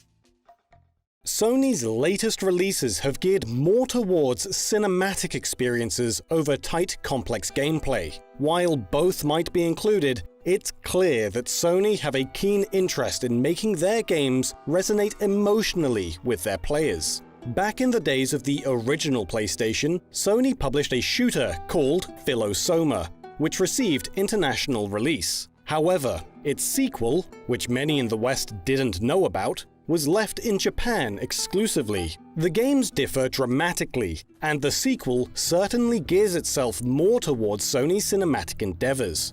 So, today, we'll be looking at Phase Paradox. For those who never played Philosoma, which is likely many of you, the game was released in 1995 in Japan and 96 in the West. It was developed by Epyx Inc. and published by Sony. Epyx are relatively unknown in the West, probably best known outside of Japan for creating Intelligent Cube and the Popo LaCroix series of RPGs. Philosoma was a typical space shooter, similar to Galaga and Gradius, though with a shifting perspective to provide variety throughout the game, such as shifting from a top-down shooter to a side-scroller and then to a rail shooter. The game's story revolves around recently colonized Planet 220. Reports indicate that the planet has undergone a devastating attack and is in need of assistance. The player takes control of a rookie pilot called D3 under the command of Officer Nicolas Michaud, while they both attempt to save the planet from devastation. Phase Paradox is a continuation of Philosoma, which ends, spoiler alert, with the planet being destroyed. Despite being a direct sequel to the game, Phase Paradox plays completely differently. This time around, the game is presented in an adventure setting with minimal action having to be performed by the player. The game revolves around controlling 3 different characters as they traverse a spaceship in a similar gameplay style to Resident Evil, though without any of the puzzles or action segments you would expect from a survival horror. The game clearly concentrates far more on presenting a story, with the player mostly moving around a map between cutscenes, during which they will often be prompted to make one of 2 choices, using either the circle button or the X button. At times, decisions won't be clearly indicated as being wrong. It may be several events later that the consequences of an incorrect decision will come to light. No gunplay, no puzzles, but a whole lot of story. The story is split into chapters called phases, having the player alternate between each of the game's characters. Interestingly, each individual arc starts at different points in the title's narrative. The game follows the events on board the spaceship Gallant. The game opens with Planet 220 exploding. The Gallant suffers substantial damage from the blast, embedding a large object in the ship's hangar bay. 20% of the Gallant's crew has been wiped out during the incident. The player takes control of 3 members of the crew. Jude Sutcliffe, a member of a damage control unit who failed to become a pilot after experiencing an accident during training. Renee Hearn, a soldier who had been put on reserve during the Gallant mission. And Isla Hoy Bratton, a civilian who worked in the ship's biolab. After Planet 220's explosion, the crew of the Gallant has been left in disarray. Trying to establish what has happened, Jude's team is caught up in a secondary accident on the ship's transporter, after which their lieutenant goes missing, and most of the squad are killed. Both Jude and another member of his squad, Uma Remick, check the ship's security footage, only to find nobody on the ship. They also discover recorded footage of a medical unit, showing the staff in a panic firing at some unknown entity. Jude discovers Captain Nicola Michau, the commanding officer during the rescue mission executed on Planet 220, who seems to have been placed into a stasis pod. Soon after, while exploring the ship, Jude and Uma find a medical officer who informs them that a virus is spreading across the ship, and that several survivors seem to have gone mad and started attacking the crew. While much of the game is just cutscenes, it is still continuously possible throughout the story to make incorrect decisions, leading to a game over. This means that much of the player's progression will be based on their decision making. Though as there are only so many choices to make throughout the game which lead to a game over, the player must utilize the tried and tested method of trial and error to get through the bulk of the game. Each time the player is led to a game over, they have the option to return to the nearest checkpoint, replaying scenes, and potentially branching the story into a different direction. Because there is the possibility of a decision's consequences not coming into play until several other decisions after it have been made, this can send players back in the story by a fair amount. Even though the game is Japanese exclusive, all of the in-game voices are entirely in English, only having Japanese subtitles. Roger, copy. This does mean that during exploration segments, much of the displayed text will be Japanese. But as the story is primarily delivered through dialogue in cutscenes, players who only understand English can follow what is going on with relative ease. They just won't know what choices they are making. Phase Paradox was not developed by Epyx Inc., the creators of Philosoma. Instead, Sony Interactive Entertainment were at the helm of development. The game was headed by Takahiro Matsushima, who also led development of Philosoma. For cinematic director, Tatsuya Ishiyama was brought on, who would later work as a cutscene animator for Soul Calibur 4. Yoko Taro, known for his later works on the Drakengard or Nier series, worked as a visual and game designer for the project. Renee's voice was supplied by Mary Elizabeth McGlynn, who has not just worked as a voice actress on an extensive number of renowned productions and provided the vocals to the Silent Hill soundtrack, but who also acted as the voice director for Phase Paradox. Even non-playable characters in the game were given great attention to their performances, such as Uma Remick being voiced by Patricia Jia Lee, known for her work as Jill Valentine in both her motion capture and voice for Resident Evil 5. The voice of Lieutenant Lance Fuller was performed by Steve Kramer, who provided a variety of voices for a wide array of anime, TV, and video games over the years. The voice of Massimo Emerson is supplied by Jameson Price, who most recently supplied the announcer's voice for Mortal Kombat 11, as well as a ton of other games.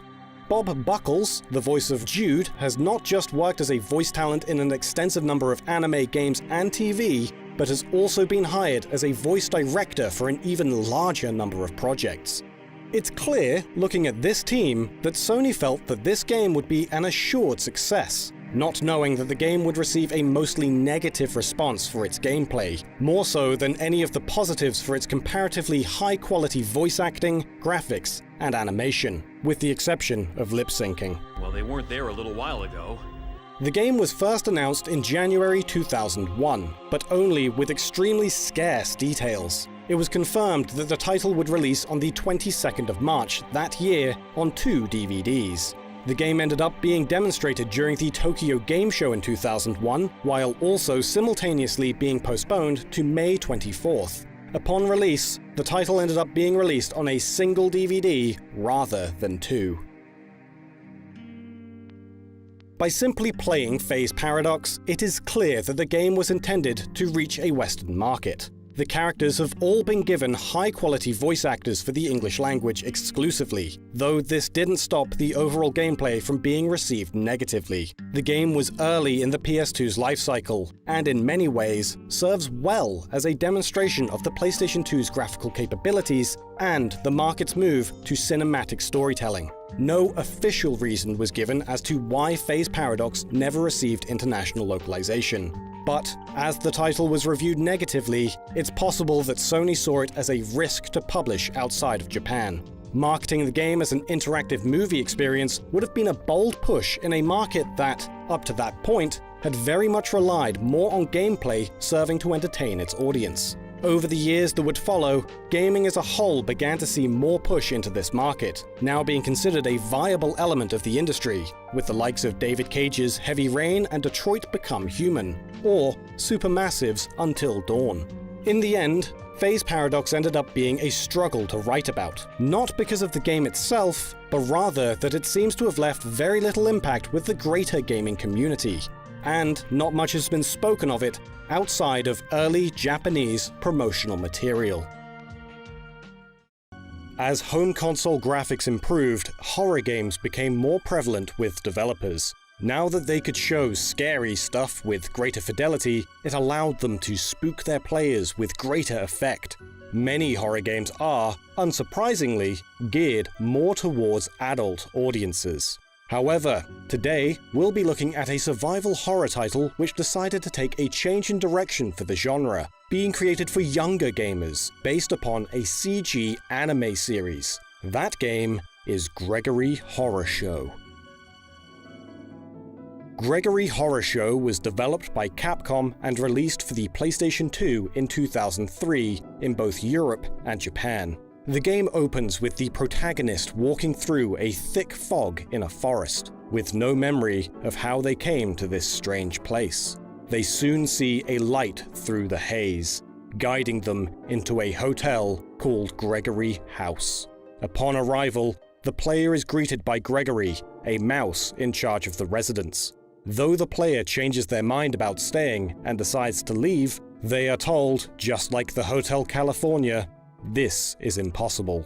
After finding out the player's name and gender, Gregory allows them entrance and provides them with a room to stay in whilst at the hotel, Room 101. During the player's first night sleeping in the hotel, they are greeted by a vision of Death, the Grim Reaper, within a dream. Death informs the player that they have become trapped within Gregory House. In exchange for the player's help, he promises to set the player free if they are willing to collect 12 lost souls from Gregory's residence. The player wakes from their slumber to the sound of screams coming from the adjacent room. The room is occupied by Nico Zombie, who has been locked inside. They request to be set free, asking the player to obtain the room key from Gregory. After stealing the key, Nico Zombie provides the player with their first soul. As the game progresses, more and more residents begin to occupy the hotel, and we learn more about how the hotel operates, and the many mysteries surrounding Gregory, his family, and the occupants of the hotel. Gregory Horror Show plays from a third-person perspective, and has many similarities to some iterations of Capcom's Resident Evil series.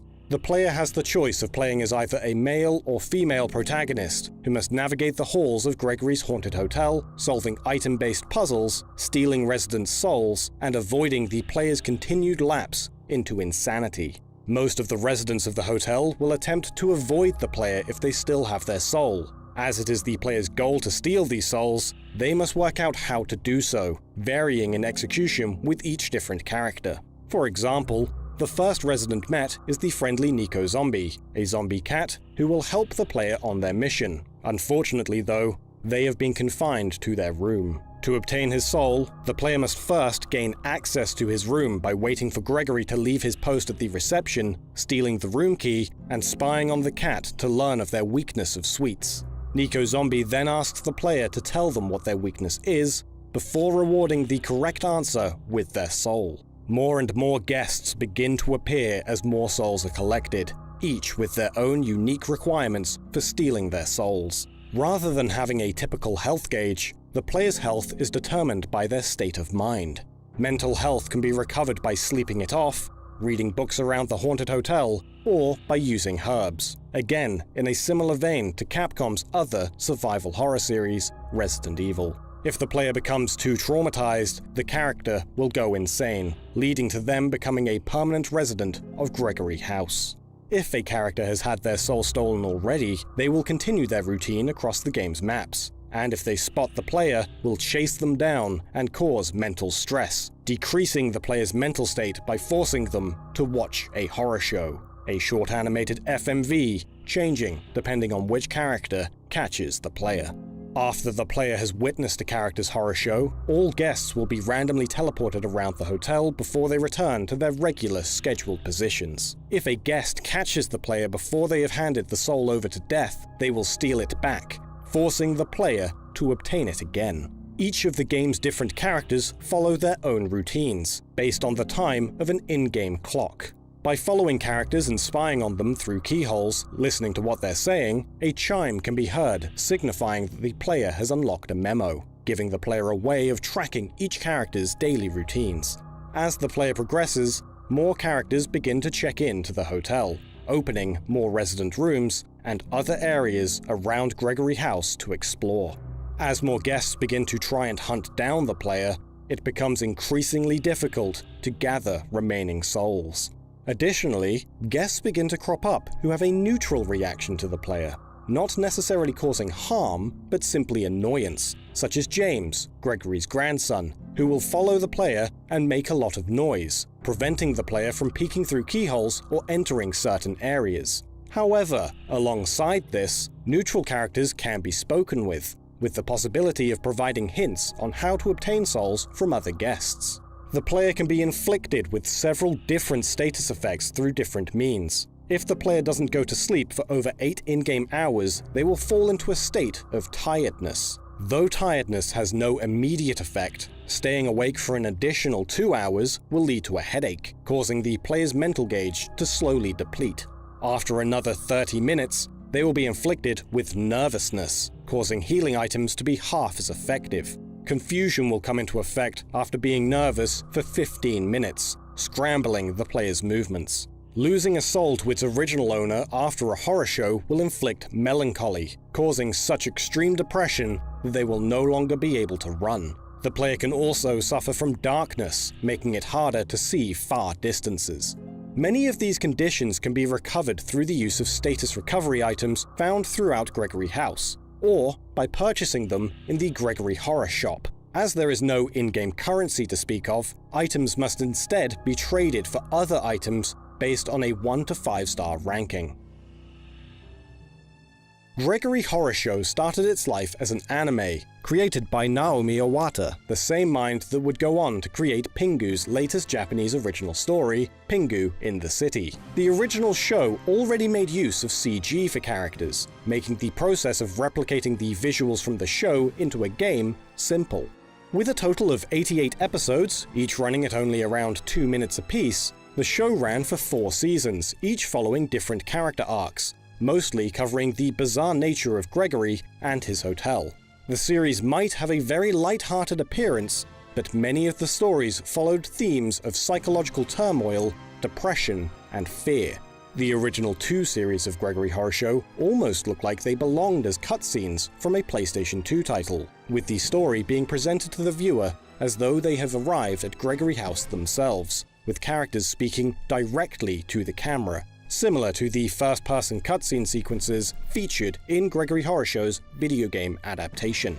After the game's release came a manga adaptation of the series called Gregory Horror Show Another World, created by Tsunami Suzuki. Iwata also announced on his website in 2016 that a new series is currently in production, though at the time of this video, details have remained somewhat scarce since this initial announcement. The video game adaptation of the show includes a huge quantity of Easter eggs and further divulging of character backstories from the show, such as characters providing additional information about the world of Gregory Horror Show whilst they roam the halls.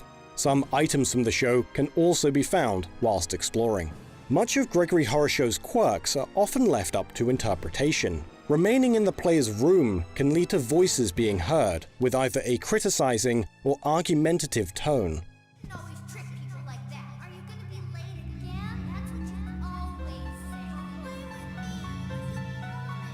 It can be assumed that these voices come from the playable character's memories, perhaps suggesting the reason they ended up in the hotel to begin with. A Gregory Horror Show game was also released on mobile devices in 2018, called Gregory Horror Show: Lost Qualia.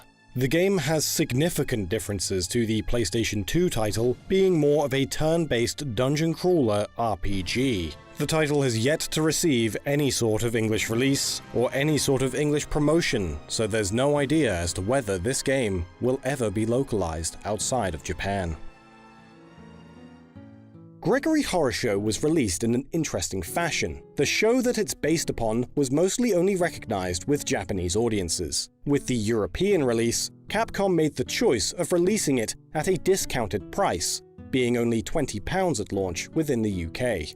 While still in development in January 2003, IGN reported on the game, claiming that Capcom hoped to replicate Japanese interest in the series in North America, and that the game would be due out in the first quarter of 2004. Ultimately, the game released in August of 2003 in Japan and December in Europe.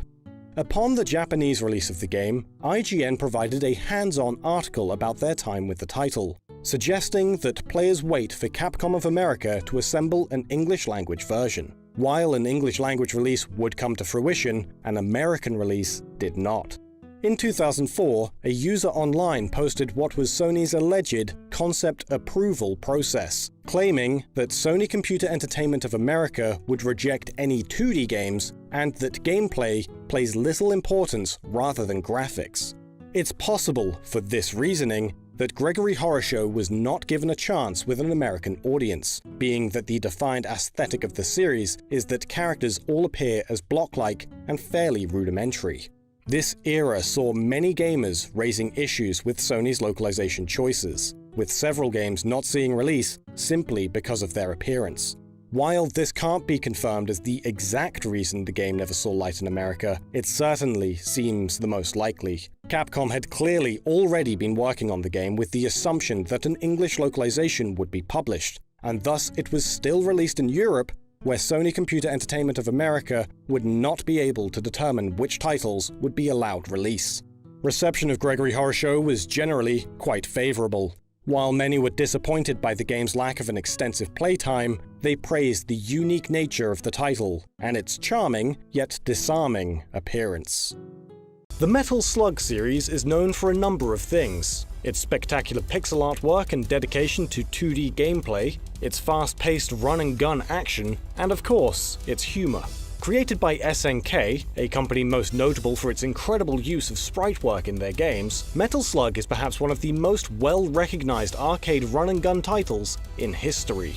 However, the series wasn't without its spin-offs, one of which would distance itself in almost every known way from all previous Metal Slug titles. Today, we'll be looking at Metal Slug for the PlayStation 2. Released as simply Metal Slug, though fan-dubbed Metal Slug 3D in order to differentiate it from the first entry in the core series, the game was created by SNK Playmore and published in 2006 exclusively in Japan. As previously mentioned, unlike all previous Metal Slug titles, this time the game takes shape in 3D, and the game's plot takes a much more central role. Players take control of Marco Rossi, Tama Roving, Fio Germa, and Eri Kasamoto, as they attempt to thwart the plans of series antagonist General Morden. Having received word of a mid-sized detachment hidden in a mountain village a short distance from the government force's main base, Special Ops Unit Peregrine Falcons is sent in to investigate. The Peregrine Falcons HQ is raided by Morden's troops, made possible from an alliance between the dictator and the multimillionaire Ogma, the president of technology firm Ogma Enterprises. Our hero, Marco, must regroup with his team, defeat Morden, and uncover the truth behind Ogma's motives. Aside from the standard Metal Slug controls like jumping, shooting, and secondary weapons, many elements of Metal Slug are changed when the environment is put into 3D. As well as the player starting with 4 hit points, they must lock on to enemies in order to properly aim. The player can also swap between the various weapons and sub-weapons they find throughout the game. Though the pistol has unlimited ammo, the ammunition for all the other weapons is limited and is not replenished at the start of each level, and is instead carried over from the previous. Many of the series' staple weapons make reappearances, such as the shotgun, heavy machine gun, rocket launcher, enemy chaser, iron lizard, double machine gun, flame shot, the super grenade, which is essentially a rifle-mounted grenade launcher, and the laser gun, capable of shooting a powerful beam but with very limited ammo. There's even a unique weapon to the game, the sniper rifle, which, predictably, allows the player to scope. The player can also make use of a knife for close quarters combat with Mako and Tama, and the tonfa for Fio and Eri, allowing them to dodge and slide while locked onto an enemy. The player can also make use of grenades, including the standard frag grenade, Molotovs, and smoke grenades, as well as stones and the monolith, with which the player throws out a beacon which calls down a massive stone tablet from the sky. This appears to be very similar to the attack used by the Monowai artifact in Metal Slug 3. As with other Metal Slug titles, within each level are prisoners of war, who are often hidden from the player. When rescued, they will provide the player with materials, health, or ammunition. Likely in an attempt to shift the game away from its arcade roots and follow more closely to a traditional console release, each of the characters can be upgraded and customized. Player performance is rated at the end of each level based on score and completion time, as well as a bonus from saving prisoners. Though if the player dies at any point in the level, they lose the bonus for any prisoners rescued prior to the death. For every S rank the player achieves throughout the game, the stats of the character are increased. There are 4 different stats, with each character specializing in one, that will be full from the very start of the game. Mako starts with full hit rate, determining the character's overall accuracy and range of their weapons. Fio is focused on power. As expected, this stat increases the amount of damage done by the player's attacks. Tama starts the game with full machine, which increases the mobility of their vehicles, and Eri begins with full pellet. Pellet determines the amount of splash damage from the player's attacks, increasing the weapon's radius the higher the stat. There are also a number of additional upgrades that can be purchased. When playing through the game, the player earns skill points to spend. The higher the difficulty, the more of these points the player will acquire. The 4 upgrades available increase the range of the lock-on ability, increase the speed at which the player can throw grenades, improve luck to decrease enemy accuracy, as well as one for simply boosting maximum HP. When playing through the game, the player collects materials which in turn can be used in the laboratory to create new customization options and upgrades for the titular Metal Slug. The core, the treads, the main cannon, the secondary weapon, the Vulcan, armor, and camouflage can all be changed. Each level is split up into multiple stages, with the final stage of each one ending in a boss fight. Several levels in the game change the perspective entirely and take the form of an on-rail shooter instead. These have the player flying in a jet or underwater in a submarine. After completion of the game, an extra minigame can be unlocked which puts the player in control of a prisoner of war. They are unable to attack and must escape from a compound whilst not being spotted by the enemy. The game was first unveiled at the Tokyo Game Show in 2004, being announced without a definite title having been decided. At E3 the following year, SNK announced that the game would be called Metal Slug Evolution, though the Evolution subtitle was later dropped. Metal Slug's first venture into 3D would, unsurprisingly, require additional staff to manage, with many of the original artists for the series having only worked exclusively in 2D. That said, Metal Slug 3D was created by a team without any of the series' original developers. The choice of moving the series into 3D was made by then SNK Director of Games, and later SNK Playmore President, Soichiro Hosoya, as he believed that for a game publisher to survive, they must move into 3D development. He said, "As a games developer, we won't be able to survive without 3D titles. We also understand that the US and European markets, respectively their gamers, want 3D titles. Titles need not only be directed towards the world market, but also have to develop towards 3D, as games publishers won't be able to survive otherwise." This led to the creation of King of Fighters Maximum Impact, the first of SNK's 3D titles. It seemed like only a natural progression for Metal Slug to make a similar move, being one of the more popular series for Western audiences, and Hosoya's statement that US and European markets prefer 3D titles. Rumors have often spread that the game wasn't always intended to be exclusively released in Japan. The game has full English voice acting. Major Rossi! It's me! And many of the game's menus are already written in English.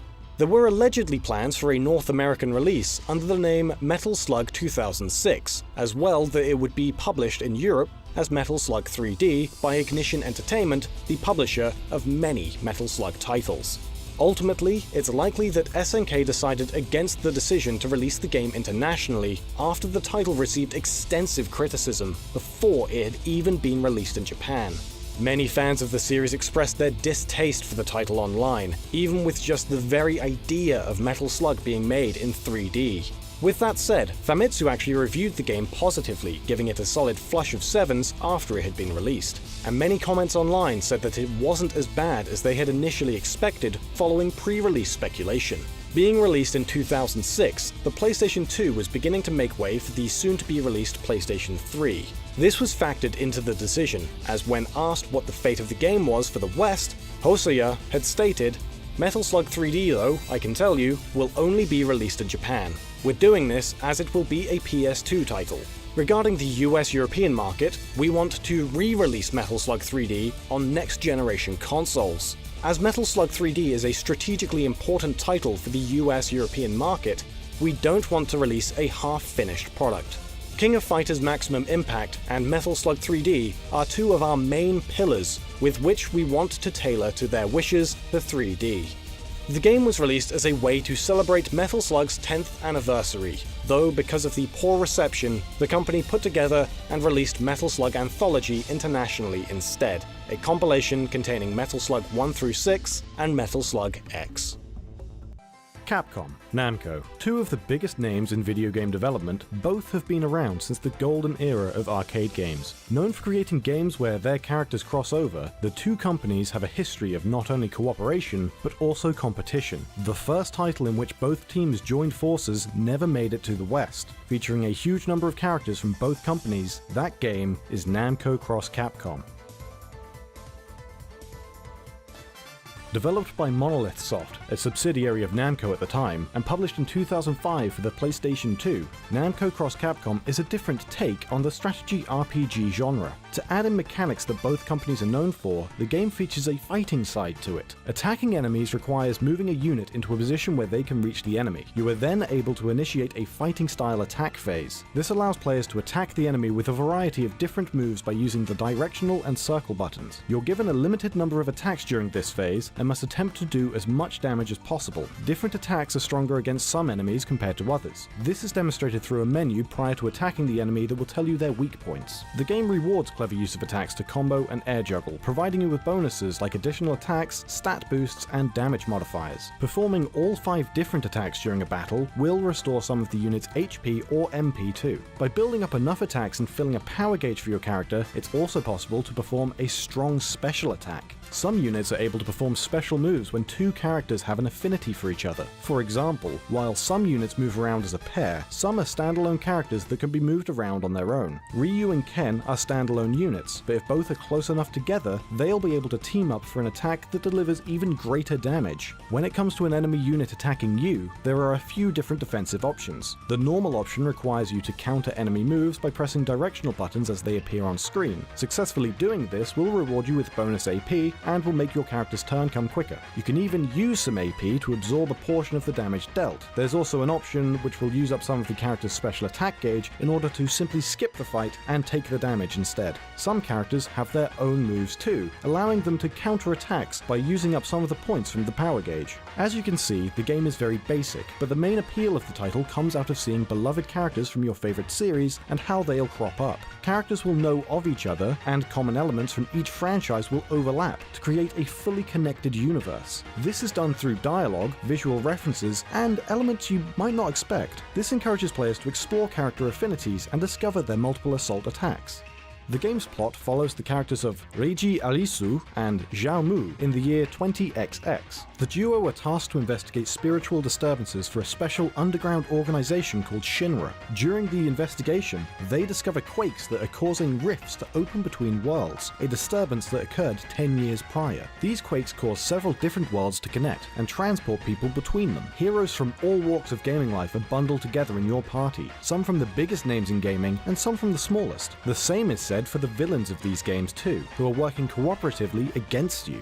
A common complaint from reviewers was that fights became tedious after a few hours of playing and can distract from the plot. Maps can often take over half an hour to complete, and there are a total of 50 throughout the game. Regarding how the game came into creation, Namco executive Yoichi Haraguchi stated prior to the game's release, "Monolith Soft came to us saying that they wanted to make a game that featured characters from Namco. Our company is celebrating its 50th anniversary in June, so we were thinking that it would be great to bring back our characters from the past." The game had been a concept for 2 years until Namco came up with the idea of bringing in characters from another company. When thinking of developers that they could work with, the only company Namco could think of with enough unique characters to match their own was Capcom. Keiji Inafune, who worked on the Onimusha and Mega Man Legends series for Capcom at the time, was extremely excited to see the game come to life. He stated, "If it were a few years back, it would have been unthinkable to join hands with another rival company in the industry, but companies nowadays are more cooperative, and I think that it's a good thing for the video game industry. I hope that we can collaborate together with Namco again in the future." Namco Cross Capcom led to several titles between both companies being released internationally. After this title came Cross Edge, an RPG released on the PlayStation 3 and Xbox 360 in 2008. The game was a collaboration between Namco, Capcom, Nippon Ichi, and Gust. The two companies decided to then step away from RPGs and went for a genre they're both well known for, a fighting game that crossed over Street Fighter and Tekken. Following that was the 3DS RPG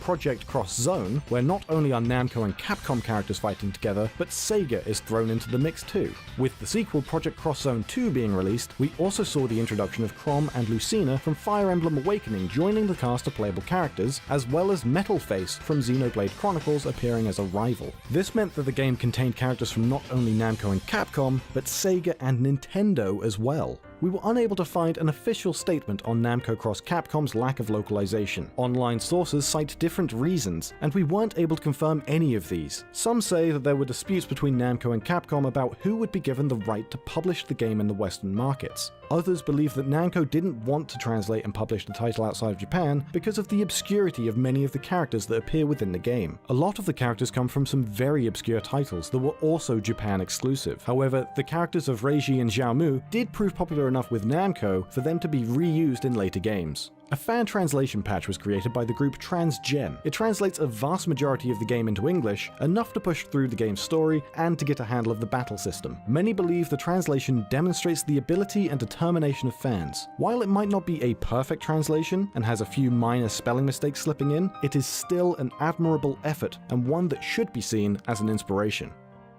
There's certainly a large number of absurd or bizarre games to come from the minds of Japanese game developers, and it seems to us that many of those creations saw prevalence with the release of Sony's PlayStation 2. From the likes of Katamari Damacy's hectic, colourful imaginings, to a game allowing us to experience life as Mr. Mosquito, the console seemed to be open doors to absurdist humour and imaginative gameplay mechanics. Today we'll be looking at two games by the same developer, both left in Japan and both published by Sony themselves. The development studio Albion had somewhat humble beginnings, with little fanfare for their first few releases. After the release of their two PS2 titles, the companies would work on games such as Malicious, Siren Blood Curse, and Ape Escape Academy. The two games we'll be looking at for this episode will be Poiny's Poin and Chain Dive, starting with Poiny. Poiny's Poin was released in 2002, putting the player into the role of Poiny, a strange creature who lives in a lively place known as Jellytown. Poiny manages to become separated from his mother when he meets a young girl by the name of Lilin-chan. Lilin tells Poiny that she will help him find his way home, but instead asks a favour of him, to use the various orbs around Jellytown, known as Poin, to solve a series of strange incidents which are occurring, in order to return the town to its once peaceful state. Lilin provides Poiny with a living Poin, simply referred to as Poin, a toxic-tongued duck-like creature who protrudes from Poiny's backside. Poiny is special and one of the few able to make use of Poins because, as Lilin describes it, Poins can only be used by the pure and, stupid at heart. Poiny is pit against a vindictive young girl called Lolo, who controls an army of cat-like creatures called Hellnyaos. These creatures are able to create toxic poins, which corrupt whomever they are used upon, causing them to become erratically confused and violent. Poiny's Poin plays like many typical 3D platformers, with the player navigating large areas and solving puzzles. Most puzzles involve the use of points to control NPCs' emotions. By grabbing a poin, the player is able to throw it at any living creature and alter its state of mind. Blue points will cause the target to be overwrought with sadness. Red points will invoke anger, and yellow points will make characters happy.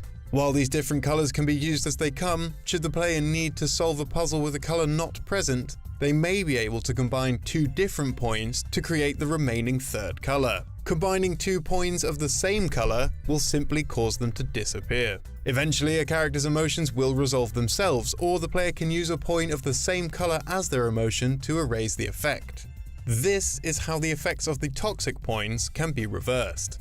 Poins also serve other functions beside their mood-altering capabilities, such as being used as platforms. Poiny is also able to grab poins and use them to float over large distances. By manipulating the emotions of various characters in the world, Poiny is able to solve a variety of puzzles, such as causing characters to become angry enough to damage their surroundings, opening new paths.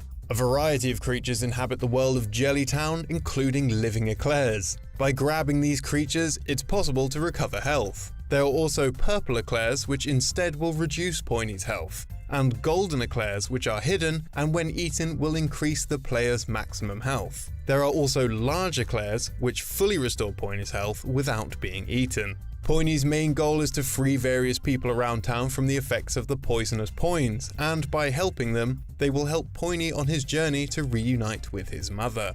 Not much has been written about the game online, or information is just generally quite scarce, but an interesting point from our playthroughs is how it asks the player's age at the beginning of the game. Having played through twice at two different ages, we couldn't discern any differences. Poiny's Poin may have never released in any English territories, but it does contain not just fully English text translation, but also has complete English voice acting alongside Japanese. Come over tonight and let's boogie down and party! The game did allegedly receive a release in China, with English being used as the primary language of the game in the region. The game's voice acting may be familiar to an English-speaking audience. The game's English voice acting was actually supervised by Christian Storms, the supervisor for the first 3 seasons of South Park's Japanese dub. Most notably, many have pointed out the similarities between the voice of Poiny's duck character and Eric Cartman from South Park. Hey Green, do you like eclairs? I made you eat your parents. Christian Storms has also worked in Japan for a long time, assisting with many Japan-related TV shows, as well as subtitling over 70 Japanese feature films into English. One character in the game, a dazzling hero from TV, is named Bon Jovi. As you may have guessed, this is an obvious reference to the famed American rock group Bon Jovi. Poiny also has a habit of celebrating by claiming that "You can't touch this!" a popular phrase coined by MC Hammer with his hit song, "You can't touch this." Next up, a move into a more mature realm of PlayStation 2 games, Chain Dive.